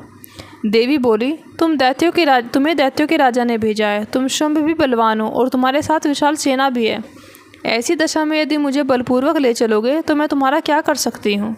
ऋषि कहते हैं, देवी के यूँ कहने पर असुर धूम्रलोचन उनकी ओर दौड़ा। तब अंबिका ने हूँ शब्द के उच्चारण मात्र से उसे भस्म कर दिया। फिर तो क्रोध में भरी हुई दैत्यों की विशाल सेना और अंबिका ने एक दूसरे पर तीखे सहायकों, शक्तियों और फर्शों की वर्षा आरंभ की। इतने में ही देवी का वाहन सिंह क्रोध में भरकर भयंकर गर्जना करके गर्दन के बालों को हिलाता हुआ असुरों की सेना पर कूद पड़ा। उसने कुछ दैत्यों को पंजों से मार, कितनों को अपने जबड़ों से और कितने ही महादैत्यों को पटककर होठ की दाढ़ों से घायल कर मार डाला। उस सिंह ने अपने नखों से कितनों के पेट फाड़ डाले और थप्पड़ मारकर कितनों के सिर धड़ से अलग कर दिए। कितनों की भुजाएं और मस्तक काट डाले और अपनी गर्दन के बाल हिलाते हुए उसने दूसरे दैत्यों के पेट फाड़कर उनका रक्त चूस लिया। अत्यंत क्रोध में भरे हुए देवी के वाहन उस महाबली सिंह ने क्षण भर में ही असुरों की सारी सेना का संहार कर डाला। शुंभ ने जब सुना कि देवी ने धूम्रलोचन असुर को मार डाला तथा उसके सिंह ने सारी सेना का सफाया कर डाला, तब उस दैत्यराज को बड़ा क्रोध आया। उसका होठ कांपने लगा। उसने चंड और मुंड नामक 2 महादैत्यों को आज्ञा दी, हे चंड और हे मुंड, तुम लोग बहुत बड़ी सेना लेकर वहां जाओ। उस देवी को पकड़कर उसे बांधकर शीघ्र यहाँ ले आओ। यदि इस प्रकार उसको लाने में संदेह हो तो युद्ध में सब प्रकार के अस्त्र शस्त्रों तथा समस्त आसुरी सेना का प्रयोग करके उसकी हत्या कर डालना। उस दुष्टा की हत्या होने तथा सिंह के भी मारे जाने पर उस अंबिका को बांधकर साथ ही शीघ्र लेकर लौटना। इस प्रकार श्री मार्कंडेय पुराण में सावर्णिक मनवंतर की कथा के अंतर्गत देवी महात्म्य में धूम्रलोचन वध नामक 6वां अध्याय पूरा हुआ।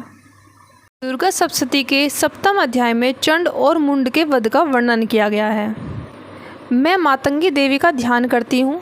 वे रत्नमय सिंहासन पर बैठकर पढ़ते हुए तोते का मधुर शब्द सुन रही हैं।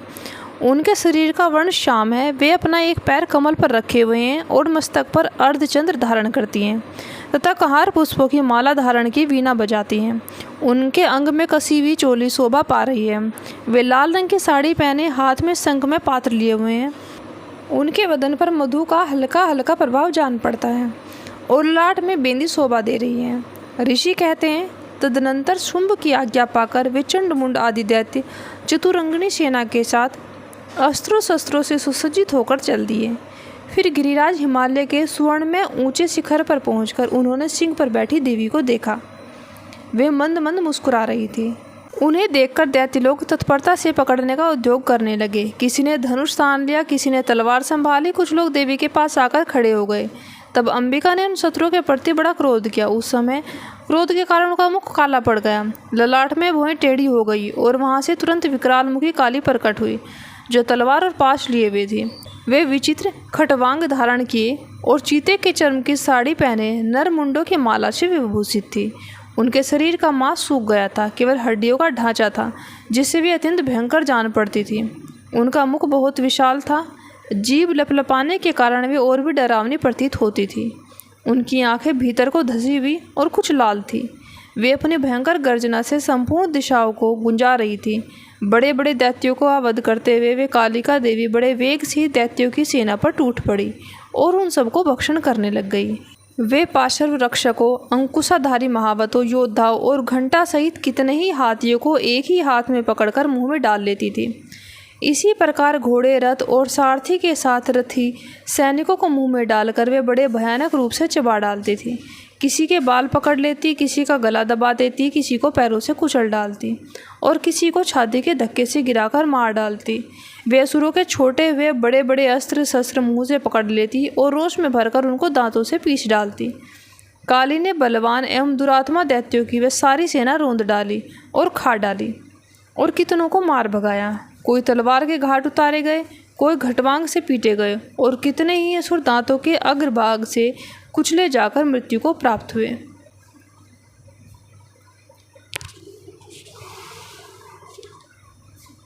इस प्रकार देवी ने असुरों की उस सारी सेना को क्षण भर में मार गिराया। यह देखकर चंड उन अत्यंत भयानक काली देवी की ओर दौड़ा तथा महादैत्य मुंड ने भी अत्यंत भयंकर बाणों की वर्षा से हजारों बाण चलाए। चक्रों से उन भयानक नेत्रों वाली देवी को आच्छादित कर दिया। वे अनेक चक्र देवी के मुख में समाते हुए ऐसे जान पड़े मानो सूर्य के बहुतेरे मंडल बादलों के उदर में प्रवेश कर रहे हों। जब भयंकर गर्जना करने वाली काली ने अत्यंत रोष में भरकर विकट अट्टहास किया, उस समय उनके विकराल वदन के भीतर कठिनता से देखे जा सकने वाले दांतों के प्रभा से वे अत्यंत उज्ज्वल दिखाई देती थी। देवी ने बहुत बड़ी तलवार हाथ में ले हाँ का उच्चारण करके चंड पर धावा किया और उसके केश पकड़कर उसी तलवार से उसका मस्तक काट डाला। चंड को मारा गया देखकर मुंड भी देवी की ओर दौड़ा। तब देवी ने रोष में भरकर उसे भी तलवारों से घायल करके धरती पर सुला दिया। पराक्रमी चंड और मुंड को मारा गया देखकर मरने से बची हुई बाकी सेना भय से व्याकुल हो चारों ओर भाग गई। तदनंतर काली ने चंड और मुंड का मस्तक हाथ में लेकर चंडिका के पास जाकर प्रचंड अट्टहास करते हुए कहा, देवी, मैंने चंड और मुंड नामक इन दोनों महिषासुरों को आपको भेंट किया है। अब युद्ध यज्ञ में तुम शुंभ और निशुंभ का स्वयं वध करना। ऋषि कहते हैं कि वहां लाए हुए उन चंड मुंड नामक महादैत्यों को देखकर कल्याणमयी चंडी ने काली से मधुर वाणी में कहा, देवी तुम चंड और मुंड को लेकर मेरे पास आई हो, इसलिए संसार में चामुंडा के नाम से तुम ख्याति होगी।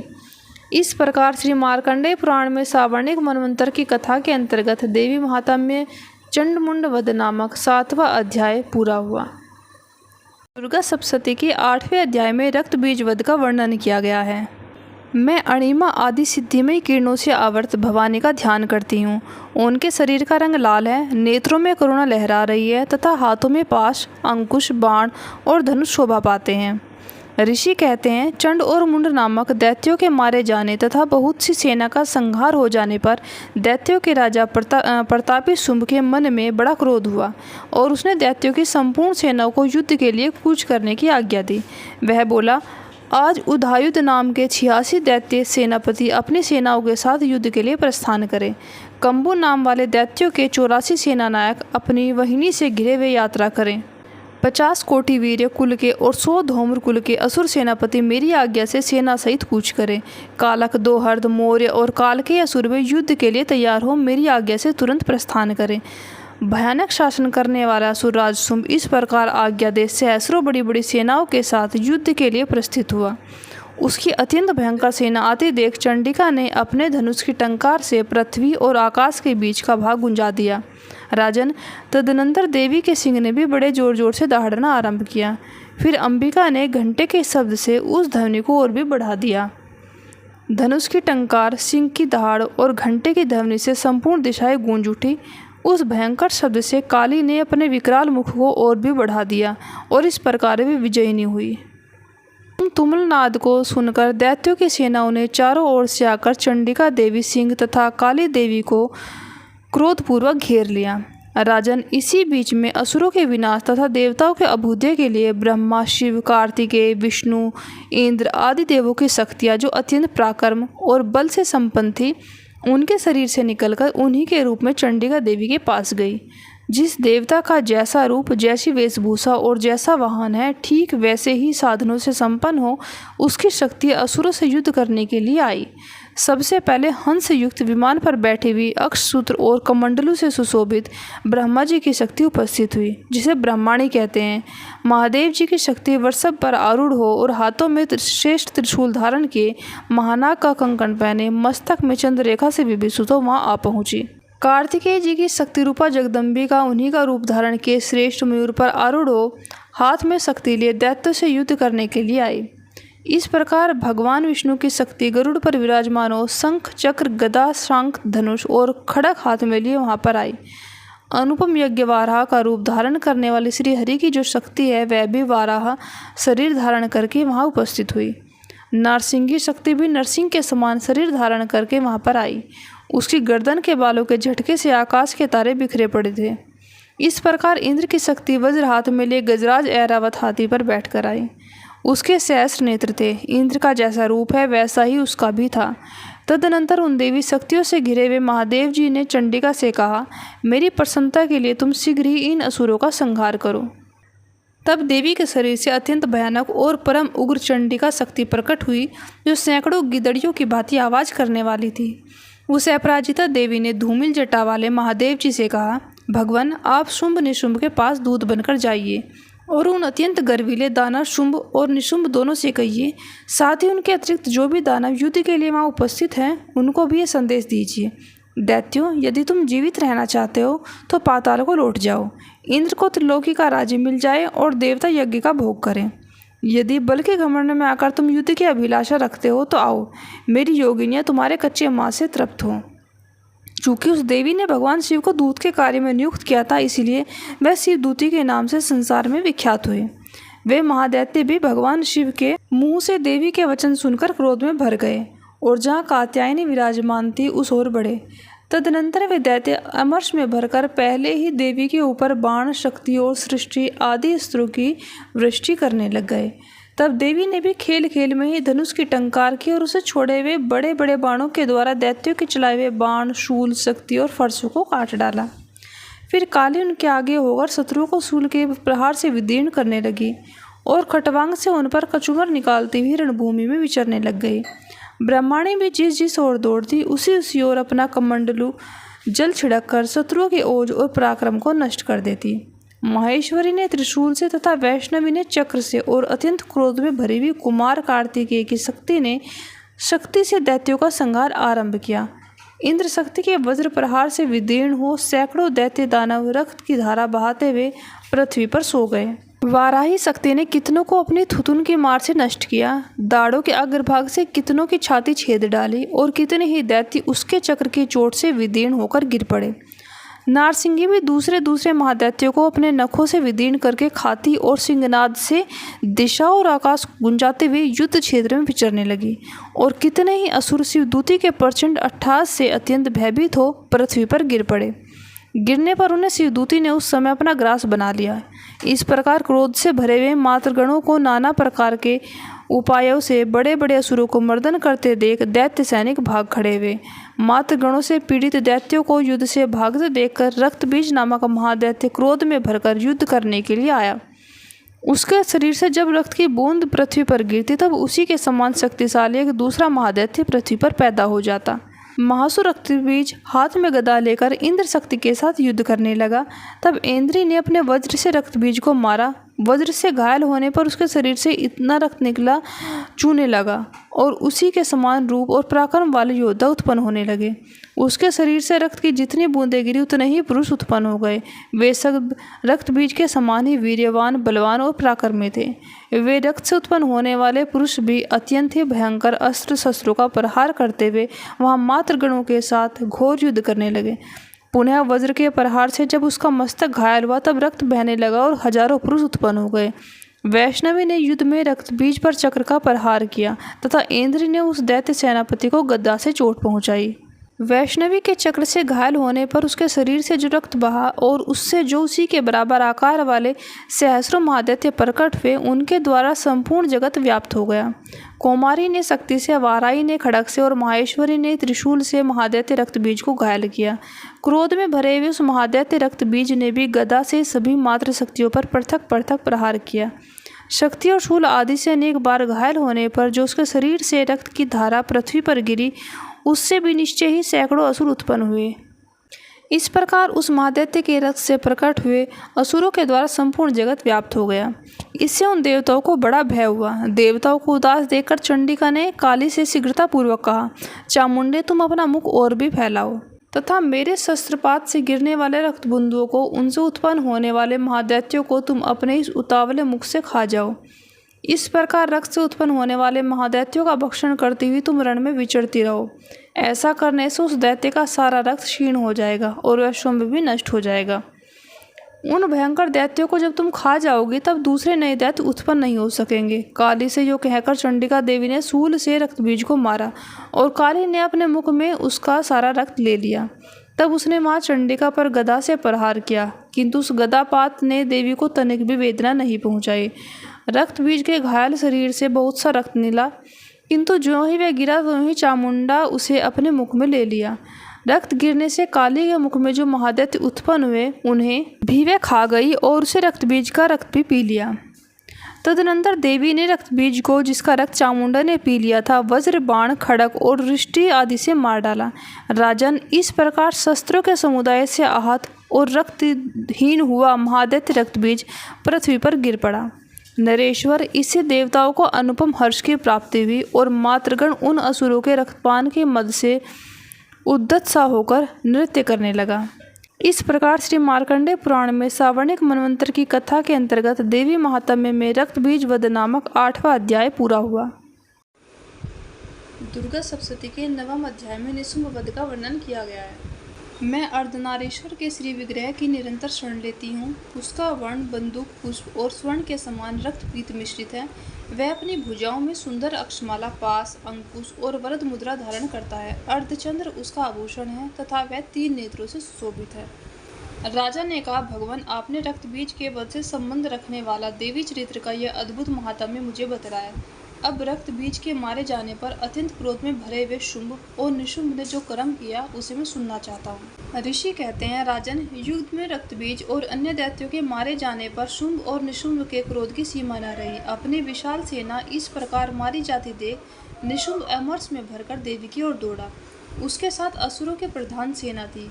उसके आगे पीछे तथा पार्श्व भाग में बड़े बड़े असुर थे, जो क्रोध से होठ चबाते हुए देवी को मार डालने के लिए आए। महापराक्रमी शुंभ भी अपनी सेना के साथ मातृगणों से युद्ध करके क्रोधवश चंडी को मारने के लिए आ पहुंचा।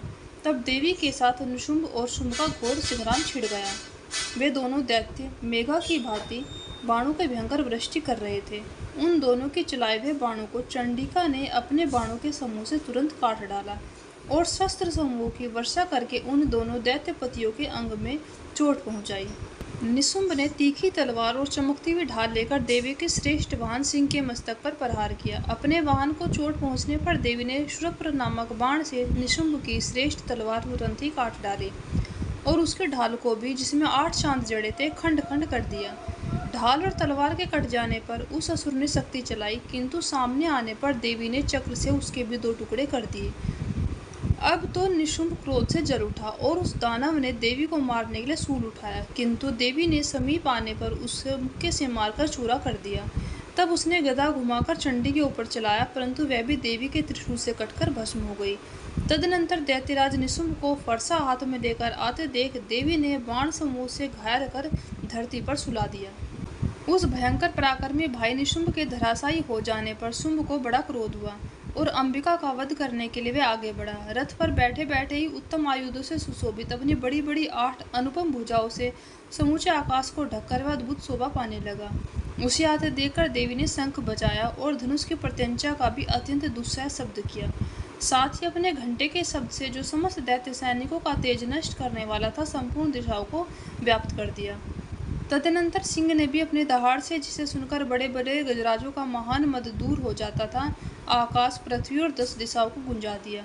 फिर काली ने आकाश में उछलकर अपने दोनों हाथ से पृथ्वी पर आघात किया। उससे ऐसा भयंकर शब्द हुआ जिससे पहले के सभी शब्द शांत हो गए। तत्पश्चात शिवद्युति ने दैत्यों के लिए अमंगलजनक अट्टहास किया। उन शब्द को सुनकर समस्त असुर थर्रा उठे, किंतु शुंभ को बड़ा क्रोध हुआ। उस समय देवी ने जब शुंभ को लक्ष्य करके कहा, ओ दुरात्मन, खड़ा रह, खड़ा रह, तभी आकाश में खड़े हुए देवता बोल उठे, जय हो, जय हो। शुंभ ने वहां आकर ज्वालाओं से युक्त अत्यंत भयानक शक्ति चलाई। अग्निमय पर्वत के समान आती हुई उस शक्ति को देवी ने बड़े भारी लुके से दूर हटा दिया। उस समय शुंभ के सिंहनाद से तीनों लोग गूंज उठे। राजन, उसकी प्रतिध्वनि से वज्रपात के समान भयानक शब्द हुआ, जिसने अन्य सब शब्दों को जीत लिया। शुंभ के चलाए हुए बाणों के देवी ने और देवी के चलाए हुए बाणों को शुंभ ने अपने भयंकर बाणों के द्वारा सैकड़ों और हजारों टुकड़े कर दिए। तब क्रोध में भरी हुई चंडिका ने शुंभ को शूल से मारा। उसके आघात से मूर्छित होकर वह पृथ्वी पर गिर पड़ा। इतने में ही निशुंभ को चेतना हुई और उसने धनुष हाथ में लेकर बाणों के द्वारा देवी, काली तथा सिंह को घायल कर डाला। फिर उस दैत्यराज ने 10,000 बाहें बनाकर चक्रों के प्रहार से चंडिका को आच्छादित कर दिया।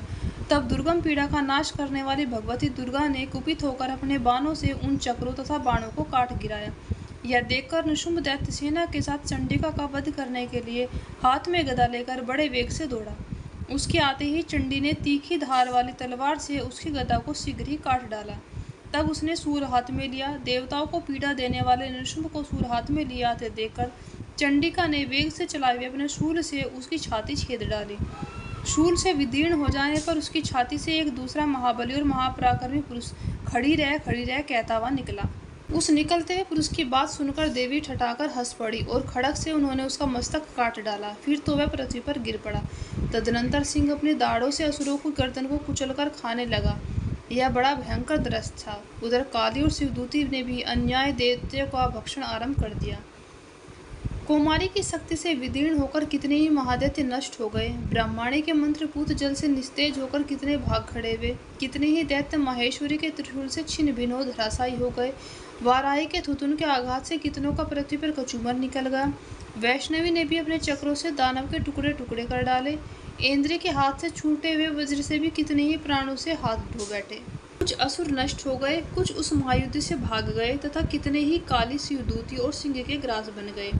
इस प्रकार श्री मार्कंडेय पुराण में सावर्णिक मनन्वंतर की कथा के अंतर्गत देवी महात्म्य में निशुंभ वध नामक 9वां अध्याय पूरा हुआ। दुर्गा सप्तशती के 10वें अध्याय में शुंभ वध का वर्णन किया गया है। मैं मस्तक पर अर्धचंद्र धारण करने वाली शिव शक्ति स्वरूपा भगवती कामेश्वरी का हृदय में चिंतन करती हूँ। वे तपाए हुए स्वर्ण के समान सुंदर हैं। सूर्य, चंद्रमा और अग्नि ये तीनों ही उनके नेत्र हैं और वे अपने मनोहर हाथों में धनुष, बाण, अंकुश, पास और शूल धारण किए हुए हैं। ऋषि कहते हैं, राजन, अपने प्राणों के समान प्यारे भाई निशुंभ को मरा हुआ देखकर और सारी सेना का संहार होता हुआ देखकर शुंभ ने कुपित होकर कहा, दुष्ट दुर्गे, तू बल के अभिमान में आकर झूठ मूठ का घमंड ना दिखा। तू बड़ी मानिनी बनी हुई है, किंतु दूसरी स्त्रियों के बल का सहारा लेकर लड़ती है। देवी बोली, ओ दुष्ट, मैं अकेली ही हूँ। इस संसार में मेरे सिवा दूसरी कौन है? ये देख, ये मेरी ही विभूतियाँ हैं, अतः मुझ में ही प्रवेश कर रही हैं। तदनंतर ब्रह्मणी आदि समस्त देवियाँ अंबिका देवी के शरीर में लीन हो गई। उस समय केवल अंबिका देवी ही रह गई। देवी बोली, मैं अपने ऐश्वर्य शक्ति से अनेक रूपों में यहाँ उपस्थित हुई थी। उन सब रूपों को मैंने समेट लिया। अब अकेली ही युद्ध में खड़ी हूँ, तुम भी स्थिर हो जाओ। ऋषि कहते हैं, तदनंतर देवी और शुंभ दोनों में सब देवताओं तथा दानवों के देखते देखते भयंकर युद्ध छिड़ गया। बाणों की वर्षा और तीखे शस्त्रों एवं दारुण अस्त्रों के प्रहार के कारण उन दोनों का युद्ध सब लोगों के लिए बड़ा भयानक प्रतीत हुआ। उस समय अंबिका देवी ने जो सैकड़ों दिव्य अस्त्र छोड़े, उन्हें दैत्यराज शुंभ ने उनके निवारक अस्त्रों के द्वारा काट डाला। इस प्रकार शुंभ ने भी जो दिव्य अस्त्र चलाए, उन्हें परमेश्वरी ने भयंकर हुंकार शब्द के उच्चारण के द्वारा खिलवाड़ में ही नष्ट कर डाला। तब उस असुर ने सैकड़ों बाणों से देवी को आच्छादित कर दिया। यह देखकर क्रोध में भरी हुई उस देवी ने बाण मारकर उसका धनुष काट डाला। धनुष कट जाने पर फिर दैत्यराज ने शक्ति हाथ में ली, किंतु देवी ने चक्र से उसके हाथ की शक्ति को भी काट गिराया। तत्पश्चात दैत्यों के स्वामी शुंभ ने 100 चांद वाली चमकती हुई ढाल और तलवार हाथ में लेकर उस समय देवी पर धावा किया। उसके आते ही चंडिका ने अपने धनुष से छोड़े हुए तीखे बाणों के द्वारा उसकी सूर्य किरणों के समान उज्ज्वल ढाल और तलवार को तुरंत काट दिया। फिर उस दैत्य के घोड़े और सारथी मारे गए। धनुष तो पहले ही कट चुका था। अब उसने अंबिका को मारने के लिए उद्यत हो भयंकर मुदगर हाथ में लिया। उसे आते देख देवी ने अपने तीक्ष्ण बाणों से उसका मुदगर भी काट डाला, जिस पर वह असुर मुक्का तानकर बड़े वेग से देवी की ओर झपटा। उस दैत्यराज ने देवी की छाती में मुक्का मारा। तब उन देवी ने भी उसकी छाती में एक चांटा जड़ दिया। देवी का थप्पड़ खाकर दैत्यराज शुंभ पृथ्वी पर गिर पड़ा, किंतु पुनः सहसा पूर्ववत उठकर खड़ा हो गया। फिर वह उछला और देवी के ऊपर ले जाकर आकाश में जाकर खड़ा हो गया। तब चंडिका आकाश में भी बिना किसी आधार के शुंभ के साथ युद्ध करने लगी। उस समय दैत्य और चंडिका आकाश में एक दूसरे से लड़ने लगे। उनका वह युद्ध पहले सिद्ध और मुनियों को विस्मय में डालने वाला हुआ। फिर अंबिका ने शुंभ के साथ बहुत देर तक युद्ध करने के पश्चात उसे उठाकर घुमाया और पृथ्वी पर पटक दिया। पटके जाने पर पृथ्वी पर आने के बाद वह दुष्टात्मा दैत्य पुनः चंडिका का वध करने के लिए उनकी ओर बड़े वेग से दौड़ा। तब समस्त दैत्यों के राजा शुंभ को अपनी ओर आते देख देवी ने त्रिशूल से उसकी छाती छेद कर उसे पृथ्वी पर गिरा दिया। देवी के शूल की धार से घायल होने पर उसके प्राण पखेरु उड़ गए और वह समुद्रों, द्वीपों और पर्वतों सहित समूची पृथ्वी को कपाता हुआ भूमि पर गिर पड़ा। तदनंतर उस दुरात्मा के मारे जाने पर संपूर्ण जगत प्रसन्न एवं पूर्ण स्वस्थ हो गया तथा आकाश स्वच्छ दिखाई देने लगा। पहले जो उत्पात सूचक मेघ और उल्कापात होते थे, वे सब शांत हो गए तथा उस दैत्य के मारे जाने पर नदियाँ भी ठीक मार्ग से बहने लग गई। उस समय शुंभ की मृत्यु के बाद संपूर्ण देवताओं का हृदय हर्ष से भर गया और गंधर्वगण मधुर गीत गाने लगे। दूसरे गंधर्व बाजे बजाने लगे और अप्सराएं नाचने लगी। पवित्र वायु बहने लगी। सूर्य की प्रभा उत्तम हो गई। अग्निशाला की बुझी हुई आग अपने आप प्रज्वलित हो उठी और संपूर्ण दिशाओं के भयंकर शब्द शांत हो गए। इस प्रकार श्री मार्कंडेय पुराण में सावर्णिक मनवंतर की कथा के अंतर्गत देवी महात्म्य में शुंभ वध नामक 10वां अध्याय पूरा हुआ। दुर्गा सप्तशती के 11वें अध्याय में देवताओं के द्वारा देवी की स्तुति तथा देवी के द्वारा देवताओं को वरदान, इस बात का वर्णन किया गया है। मैं भुवनेश्वरी देवी का ध्यान करती हूँ। उनके श्रीअंगों की आभा प्रभात काल के सूर्य के समान है और मस्तक पर चंद्रमा का मुकुट है। वे उभरे हुए स्तनों और 3 नेत्रों से युक्त हैं। उनके मुख पर मुस्कान की छटा छाया रहती है और हाथों में वृद्ध, अंकुश, पाश और अभय मुद्रा शोभा पाते हैं। ऋषि कहते हैं, देवी के द्वारा वहाँ महादैत्यपति शुंभ के मारे जाने पर इंद्र आदि देवता अग्नि को आगे करके उन कात्यायनी देवी की स्तुति करने लग गए। उसी समय अभीष्ट की प्राप्ति होने से उनके मुख कमल दमक उठे और उनके प्रकाश से दिशाएं भी जगमगा उठी थी। देवता बोले, शरणागत की पीड़ा दूर करने वाली देवी हम पर प्रसन्न हो जाओ, संपूर्ण जगत की माता प्रसन्न हो जाओ, विश्वेश्वरी विश्व की रक्षा करो। देवी तुम ही चराचर जगत की अधीश्वरी हो, तुम इस जगत का एकमात्र आधार हो, क्योंकि पृथ्वी रूप में तुम्हारी ही स्थिति है। देवी तुम्हारा पराक्रम अल्लंघनीय है, तुम ही जल रूप में स्थित होकर संपूर्ण जगत को तृप्ति करती हो। तुम अनंत बल संपन्न वैष्णवी शक्ति हो, इस विश्व की कारणभूता परामाया हो। देवी तुमने इस समस्त जग को मोहित कर रखा है, तुम ही प्रसन्न होने पर इस पृथ्वी पर मोक्ष की प्राप्ति कराती हो। देवी संपूर्ण विद्याएं तुम्हारे ही भिन्न भिन्न स्वरूप हैं, जगत में जितनी स्त्रियां हैं वे सब तुम्हारी ही मूर्तियां हैं। जगदम्ब एकमात्र तुमने ही विश्व को व्याप्त कर रखा है, तुम्हारी स्तुति क्या हो सकती है। तुम तो स्वर्ण करने योग्य पदार्थों से परे तथा परावाणी हो। जब तुम सर्वस्वरूपा देवी स्वर्ग तथा मोक्ष प्रदान करने वाली हो, तब इसी रूप में तुम्हारी स्तुति हो गई। तुम्हारी स्तुति के लिए इससे अच्छी उक्तियाँ और क्या हो सकती हैं। बुद्धि रूप से सब लोगों के हृदय में विराजमान रहने वाली तथा स्वर्ग और मोक्ष प्रदान करने वाली नारायणी देवी तुम्हें नमस्कार है। कला, काष्ठा आदि के रूप से क्रमशः परिणाम की ओर ले जाने वाली तथा विश्व का उपसंहार करने में समर्थ नारायणी तुम्हें नमस्कार है। नारायणी तुम सब प्रकार का मंगल प्रदान करने वाली मंगलमयी हो, कल्याणदायिनी शिवा हो, सब पुरुषार्थों को सिद्ध करने वाली शरणागत वत्सला, 3 नेत्रों वाली गौरी हो, तुम्हें नमस्कार है। तुम सृष्टि, पालन और संहार की शक्तिभूता सनातनी देवी, गुणों का आधार तथा सर्वगुणमयी हो, नारायणी तुम्हें नमस्कार है। शरण में आए हुए दीनों और पीड़ितों की रक्षा में संलग्न रहने वाली, सबकी पीड़ा दूर करने वाली नारायणी देवी तुम्हें नमस्कार है।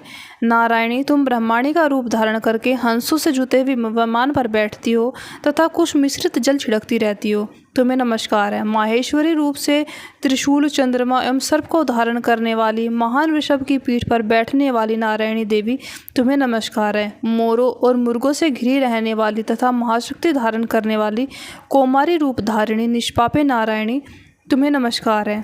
शंख, चक्र, गदा और शांग धनुष रूप उत्तम आयुधों को धारण करने वाली वैष्णवी शक्ति रूपा नारायणी तुम प्रसन्न हो जाओ, तुम्हें नमस्कार है। हाथ में भयानक महाचक्र लिए और दाढ़ों पर धरती को उड़ाए वाराही रूप धारिणी कल्याणमयी नारायणी तुम्हें नमस्कार है।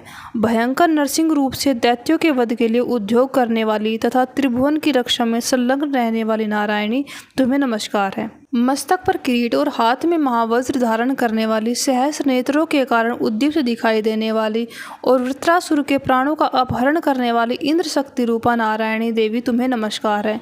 शिवदूती रूपों से दैत्य की महती सेना का संहार करने वाली, भयंकर रूप धारण तथा विकट गर्जना करने वाली नारायणी तुम्हें नमस्कार है।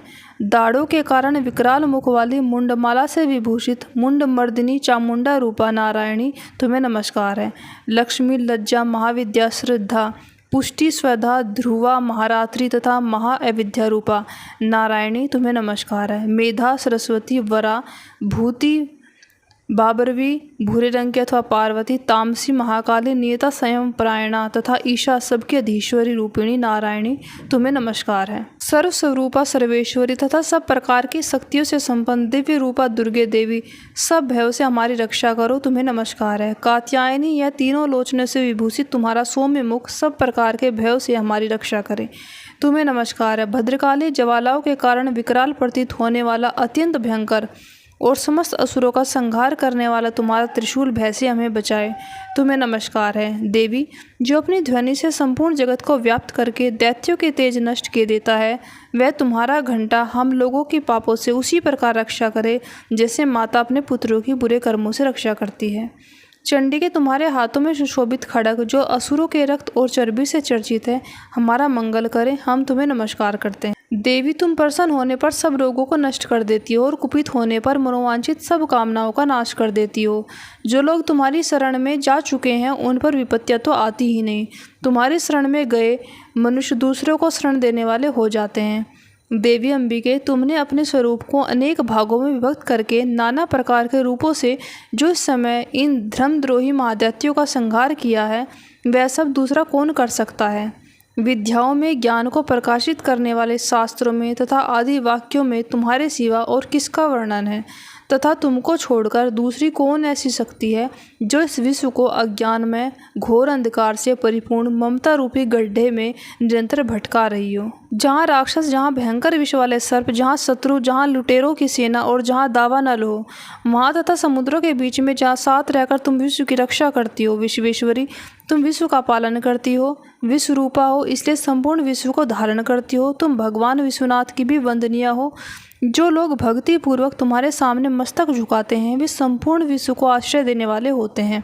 देवी, प्रसन्न हो जाओ। जैसे इस समय असुरों का वध करके तुम शीघ्र ही हमारी रक्षा की है, उसी प्रकार सदा हमें शत्रुओं के भय से बचाओ। संपूर्ण जगत का पाप नष्ट कर दो तथा उत्पात और पापों के फलस्वरूप प्राप्त होने वाली महामारी आदि बड़े बड़े उपद्रवों को शीघ्र दूर करो। विश्व की पीड़ा दूर करने वाले देवी, हम तुम्हारे चरणों पर पड़े हुए हैं, हम पर प्रसन्न हो जाओ। त्रिलोक निवासियों की पूजनीय परमेश्वरी, सब लोगों को वरदान दो। देवी बोली, देवताओं मैं वर देने को तैयार हूँ। तुम्हारे मन में जिसकी इच्छा हो वह वर मांग लो। संसार के लिए इस उपकारक वर को मैं अवश्य दूंगी। सर्वेश्वरी, तुम इस प्रकार तीनों लोकों की समस्त बाधाओं को शांत करो और हमारे शत्रुओं का नाश करती रहो। देवी बोली, देवताओं, वैवस्वत मनवंतर के 28 युग में शुंभ और निशुंभ नाम के 2 अन्य महादैत्य उत्पन्न होंगे। तब मैं नंदगोप के घर में उनकी पत्नी यशोदा के गर्भ से अवतीर्ण हो विंध्याचल में जाकर रहूंगी और उक्त दोनों असुरों का नाश करूंगी। फिर अत्यंत भयंकर रूप से पृथ्वी पर अवतरत ले मैं वैपरिचित नाम वाले दानवों का वध करूंगी। उन भयंकर महादैत्यों को भक्षण करते समय मेरे दांत अनार के फूल की भांति लाल हो जाएंगे। तब स्वर्ग में देवता और मृत्युलोक में मनुष्य सदा मेरी स्तुति करते हुए मुझे रक्तदंतिका कहेंगे। फिर जब पृथ्वी पर 100 वर्षों के लिए वर्षा रुक जाएगी और पानी का अभाव हो जाएगा, उस समय मुनियों के स्तवन करने पर मैं पृथ्वी पर अयोनिजा रूप में प्रकट हो जाऊंगी और 100 नेत्रों से मुनियों को देखूंगी। अतः मनुष्य शताक्षी इस नाम से मेरा कीर्तन करेंगे। देवताओं, उस समय मैं अपने शरीर से उत्पन्न हुए शाखों द्वारा समस्त संसार का भरण पोषण करूंगी। जब तक वर्षा नहीं होगी तब तक वे शाख ही सबके प्राणों की रक्षा करेंगे। ऐसा करने के कारण पृथ्वी पर शाकंभरी के नाम से मेरी ख्याति होगी और उसी अवतार में मैं दुर्गम नाम का महादैत्य का वध भी करूंगी। इससे मेरा नाम दुर्गा देवी के रूप में प्रसिद्ध होगा। फिर मैं जब भीम रूप धारण करके मुनियों की रक्षा के लिए हिमालय पर रहने वाले राक्षसों का भक्षण करूंगी, उस समय सब मुनि भक्ति से नतमस्तक होकर मेरी स्तुति करेंगे। तब मेरा नाम भीमा देवी के रूप में विख्यात होगा। जब अरुण नामक दैत्य तीनों लोकों में भारी उपद्रव मचाएगा, तब मैं तीनों लोकों का हित करने के लिए 6 पैर वाले असंख्य भ्रमरों का रूप धारण करके उस महादैत्य का वध करूंगी। उस समय सब लोग भ्रामरी के नाम से चारों ओर मेरी स्तुति करेंगे। इस प्रकार जब जब संसार में दानवी बाधा उपस्थित होगी तब तब अवतार लेकर मैं शत्रु का संहार करूंगी। इस प्रकार श्री मार्कंडेय पुराण में सावर्णिक मनवंतर की कथा के अंतर्गत देवी महात्म्य में देवी स्तुति नामक 11वां अध्याय पूरा हुआ। दुर्गा सप्तशती के 12वें अध्याय में देवी चरित्रों के पाठ के महात्म्य का वर्णन किया गया है। मैं 3 नेत्रों वाली दुर्गा देवी का ध्यान करती हूँ। उनके श्रीअंगों की प्रभा बिजली के समान है। वे सिंह के कंधे पर बैठी हुई भयंकर प्रतीत होती हैं। हाथों में तलवार और ढाल लिए अनेक कन्याएं उनकी सेवा में खड़ी हैं। वे अपने हाथों में चक्र, गदा, तलवार, ढाल, बाण, धनुष, पास और तर्जनी मुद्रा धारण किए हुए हैं। उनका स्वरूप अग्निमय है तथा वे माथे पर चंद्रमा का मुकुट धारण करती हैं। देवी बोली, देवताओं, जो एकाग्रचित होकर प्रतिदिन इन स्तुतियों से मेरा स्तवन करेगा, उसकी सारी बाधा मैं निश्चय ही दूर कर दूंगी। जो मधुकैटभ का नाश, महिषासुर का वध तथा शुंभ निशुंभ के संहार के प्रसंग का पाठ करेंगे तथा अष्टमी, चतुर्दशी और नवमी को जो भी एकाग्रचित होकर भक्ति पूर्वक मेरे उत्तम महात्म्य का श्रवण करेंगे, उन्हें कोई पाप नहीं छू सकेगा। उन पर पाप जनित आपत्तियां भी नहीं आएंगी। उनके घर में कभी दरिद्रता नहीं होगी तथा उनको कभी प्रेमीजनों के विछोह का कष्ट भी नहीं भोगना पड़ेगा। इतना ही नहीं, उन्हें शत्रु से, लुटेरे से, राजा से, शस्त्र से, अग्नि से, जल की राशि से कभी भय नहीं होगा। इसलिए सबको एकाग्रचित होकर भक्ति पूर्वक मेरे से महात्म्य को सदा पढ़ना और सुनना चाहिए। यह परम कल्याणकारक है। मेरा महात्म्य महामारी जनित समस्त उपद्रवों तथा आध्यात्मिक आदि 3 प्रकार के उत्पातों को शांत करने वाला है। मेरे जिस मंदिर में प्रतिदिन विधि पूर्वक मेरे इस महात्म्य का पाठ किया जाता है, उस स्थान को मैं कभी नहीं छोड़ती। वहाँ सदा ही मेरा सन्निधान बना रहता है। बलिदान, पूजा, होम तथा महोत्सव के अवसरों पर मेरे इस चरित्र का पूरा पाठ और श्रवण करना चाहिए। ऐसा करने पर मनुष्य विधि को जानकर या बिना जाने भी मेरे लिए जो बलि, पूजा या होम आदि करेगा, उसे मैं बड़ी प्रसन्नता के साथ ग्रहण करूँगी। शरत काल में जो वार्षिक महापूजा की जाती है, उस अवसर पर जो मेरे इस महात्म्य को भक्तिपूर्वक सुनेगा, वह मनुष्य मेरे प्रसाद से सभी बाधाओं से मुक्त तथा धन, धान्य और पुत्र से संपन्न होगा। इसमें तनिक भी संदेह नहीं है। मेरे इस महात्म्य, मेरे प्रादुर्भाव की सुंदर कथाएं तथा युद्ध में किए हुए मेरे पराक्रम सुनने से मनुष्य निर्भय हो जाता है। मेरे महात्म्य का श्रवण करने वाले पुरुषों के सारे शत्रु नष्ट हो जाते हैं, उन्हें कल्याण की प्राप्ति होती है तथा उनका कुल आनंदित रहता है। सर्वत्र शांति क्रम में पूरे स्वप्न दिखाई देने पर तथा ग्रह जनित भयंकर पीड़ा उपस्थित होने पर मेरे महात्म्य को श्रवण करना चाहिए। इससे सारे विघ्न तथा भयंकर ग्रह पीड़ाएं शांत हो जाती हैं और मनुष्य के द्वारा देखा हुआ दुख स्वप्न भी शुभ स्वप्न में परिवर्तित हो जाता है। बाल ग्रहों से आक्रांत हुए बालकों के लिए यह महात्म्य शांतिकारक है और मनुष्य के संगठन में फूट होने पर यह अच्छी प्रकार मित्रता कराने वाला होता है। यह महात्म्य समस्त दुराचारियों के बल का नाश करने वाला है। इसके पाठ मात्र से राक्षसों, भूतों तथा पिशाचों का नाश हो जाता है। मेरा यह सब महात्म्य मेरे सामीप्य को प्राप्ति करने वाला है। पशु, पुष्प, अर्घ्य, धूप, दीप, गंध आदि उत्तम सामग्रियों के द्वारा पूजन करने से, ब्राह्मणों को भोजन कराने से, होम करने से, प्रतिदिन अभिषेक करने से, नाना प्रकार के अन्य भोगों का अर्पण करने से तथा दान देने से 1 वर्ष तक जो मेरी आराधना की जाती है और उससे मुझे जितनी प्रसन्नता होती है, उतनी प्रसन्नता मेरे इस उत्तम चरित्र का एक बार श्रवण करने मात्र से हो जाती है। यह महात्म्य श्रवण करने पर पापों को हर लेता है और आरोग्य प्रदान करता है। मेरे प्रादुर्भाव का कीर्तन समस्त भूतों से रक्षा करता है तथा मेरा युद्ध विषयक चरित्र दुष्ट दैत्यों का संहार करने वाला है। इसके श्रवण करने पर मनुष्य को शत्रु का भय नहीं रहता। देवताओं, तुमने और ब्रह्म ऋषियों ने जो मेरी स्तुतियाँ किया है, तब ब्रह्मा जी ने जो मेरी स्तुति की है, वे सभी कल्याण में बुद्धि प्रदान करती हैं। वन में, शून्य मार्ग में अथवा दावन वल में घिर जाने पर, निर्जन स्थान में लुटेरों के दाव में पड़ जाने पर या शत्रुओं के पकड़े जाने पर अथवा जंगल में सिंह, व्याघ्र और जंगली हाथियों के पीछा करने पर, कुपित राजा के आदेश से वध या बंधन के स्थान में ले जाए जाने पर अथवा महासागर में नाव पर बैठने पर, भारी तूफान से नाव के डगमग होने पर और अत्यंत भयंकर युद्ध में शस्त्रों का प्रहार होने पर अथवा वेदना से पीड़ित होने पर कि बहुना सभी भयानक बाधाओं के उपस्थित होने पर जो मेरे इस चरित्र का स्मरण करता है, वह मनुष्य संकट से मुक्त हो जाता है। मेरे प्रभाव से सिंह आदि हिंसक जंतु नष्ट हो जाते हैं तथा लुटेरे और शत्रु पर भी मेरे चरित्र का स्मरण करने वाले पुरुष से दूर भागते हैं। ऋषि कहते हैं, यो कहकर प्रचंड पराक्रम वाली भगवती चंडिका सब देवताओं के देखते देखते वहीं अंतर्ध्यान हो गई। फिर समस्त देवता भी शत्रुओं के मारे जाने से निर्भय होकर पहले की भांति यज्ञ भाग का उपभोग करते हुए अपने अपने अधिकार का पालन करने लगे। संसार का विध्वंस करने वाले महाभयंकर अतुल पराक्रमी देव शत्रु शुंभ तथा महाबली निशुंभ के युद्ध में देवी के द्वारा मारे जाने पर शेष दैत्य पाताल लोक में चले आए। राजन, इस प्रकार भगवती अंबिका देवी नित्य होती हुई भी पुनः पुनः प्रकट होकर जगत की रक्षा करती हैं।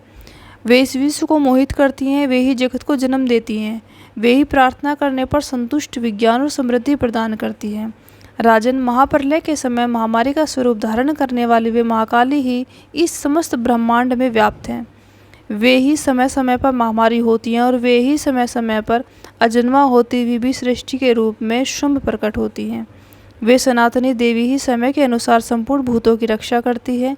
मनुष्य के अभ्युदय के समय वे ही घर में लक्ष्मी के रूप में स्थित हो उन्नति प्रदान करती हैं और वे ही अभाव के समय दरिद्रता बनकर विनाश का कारण होती हैं। पुष्प, धूप और गंध आदि से पूजन करके उनकी स्तुति करने पर वे धन, पुत्र, धार्मिक बुद्धि तथा उत्तम गति प्रदान करती हैं। इस प्रकार श्री मार्कंडेय पुराण में सावर्णिक मनवंतर की कथा के अंतर्गत देवी महात्म्य में फल स्तुति नामक 12वां अध्याय पूरा हुआ। दुर्गा सप्तशती के 13वें अध्याय में सूरत और वैश्य को देवी का वरदान, इसके बारे में वर्णन किया गया है। जो उदय काल के सूर्यमंडल की सी कांति धारण करने वाली हैं, जिनकी 4 भुजाएं और 3 नेत्र हैं, तथा जो अपने हाथों में पाश, अंकुश, वर एवं अभय की मुद्रा धारण किए रहती हैं, उन शिवा देवी का मैं ध्यान करती हूँ। ऋषि कहते हैं कि राजन, इस प्रकार मैंने तुमसे देवी के उत्तम महात्म्य का वर्णन किया है, जो इस जगत को धारण करती है। उन देवी का ऐसा ही प्रभाव है, वे ही विद्या ज्ञान उत्पन्न करती हैं। भगवान विष्णु की माया स्वरूपा उन भगवती के द्वारा ही तुम ये वैश्य और अनन्य विवेक की जनमोहित होते हो, मोहित हुए हैं तथा आगे भी मोहित होंगे। महाराज, तुम उन्हीं परमेश्वरी की शरण में जाओ। आराधना करने पर वे ही मनुष्यों को भोग, स्वर्ग तथा मोक्ष प्रदान करती हैं। मार्कंडेय जी कहते हैं, क्रोष्टुक जी मैधामुनि ये वचन सुनकर राजा सूरत ने उत्तम व्रत का पालन करने वाले उन महाभाग महर्षि को प्रणाम किया। वे अत्यंत ममता और राज्य अपहरण से बहुत खिन्न हो चुके थे।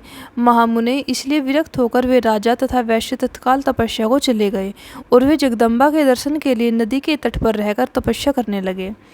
वे वैश्य उत्तम देवी सूक्त का जप करते हुए तपस्या में प्रवृत्त हुए। वे दोनों नदी के तट पर देवी की मिट्टी की मूर्ति बनाकर पुष्प, धूप और हवन आदि के द्वारा उनकी आराधना करने लग गए। उन्होंने पहले तो आहार को धीरे धीरे कम किया, फिर बिल्कुल निराहार रहकर देवी में ही मन लगाए एकाग्रता पूर्वक उनका चिंतन प्रारंभ किया। वे दोनों अपने शरीर के रक्त से प्रोक्षित बलि देते हुए लगातार 3 वर्ष तक संयम पूर्वक आराधना करते रहे। इस पर प्रसन्न होकर जगत को धारण करने वाली चंडिका देवी ने प्रत्यक्ष दर्शन देकर कहा। देवी बोली, राजन तथा अपने कुल को आनंदित करने वाले वैश्य, तुम लोग जिस वस्तु की अभिलाषा रखते हो वह मुझसे मांगो, मैं संतुष्ट हूँ, अतः तुम्हें वह सब कुछ दे दूंगी। मार्कंडेय जी कहते हैं कि तब राजा ने दूसरे जन्म में नष्ट न होने वाला राज्य मांगा तथा इस जन्म में भी शत्रुओं की सेना को बलपूर्वक नष्ट करके पुनः अपना राज्य प्राप्त कर लेने का वरदान मांगा। वैश्य का चित्त संसार की ओर से खिन्न और विरक्त हो चुका था और वे बड़े बुद्धिमान थे, अतः उस समय उन्होंने तो ममता और अहंता रूप आसक्ति का नाश करने वाला ज्ञान मांगा। देवी बोली, राजन, तुम थोड़े ही दिनों में शत्रुओं को मारकर अपना राज्य प्राप्त कर लोगे। अब वहाँ तुम्हारा राज्य स्थिर रहेगा। फिर मृत्यु के पश्चात तुम भगवान सूर्य के अंश से जन्म लेकर इस पृथ्वी पर सावर्णिक मनु के नाम से विख्यात हो जाओगे। वैश्यवर्य, तुमने भी जिस वर को मुझसे प्राप्त करने की इच्छा की है उसे देती हूँ। तुम्हें मोक्ष के लिए ज्ञान प्राप्त होगा। मार्कंडेय जी कहते हैं, इस प्रकार उन दोनों को मनोवांछित वरदान देकर तथा उनके द्वारा भक्तिपूर्वक अपनी स्तुति सुनकर देवी अंबिका तत्काल अंतर्ध्यान हो गई। इस तरह देवी से वरदान पाकर क्षत्रियों में श्रेष्ठ सूरत सूर्य से जन्म ले सावर्णी नामक मनु होंगे। इस प्रकार श्री मार्कंडेय पुराण में सावर्णिक मनवंतर की कथा के अंतर्गत देवी महात्म्य में सूरत और वैश्य को वरदान नामक 13वां अध्याय पूरा हुआ।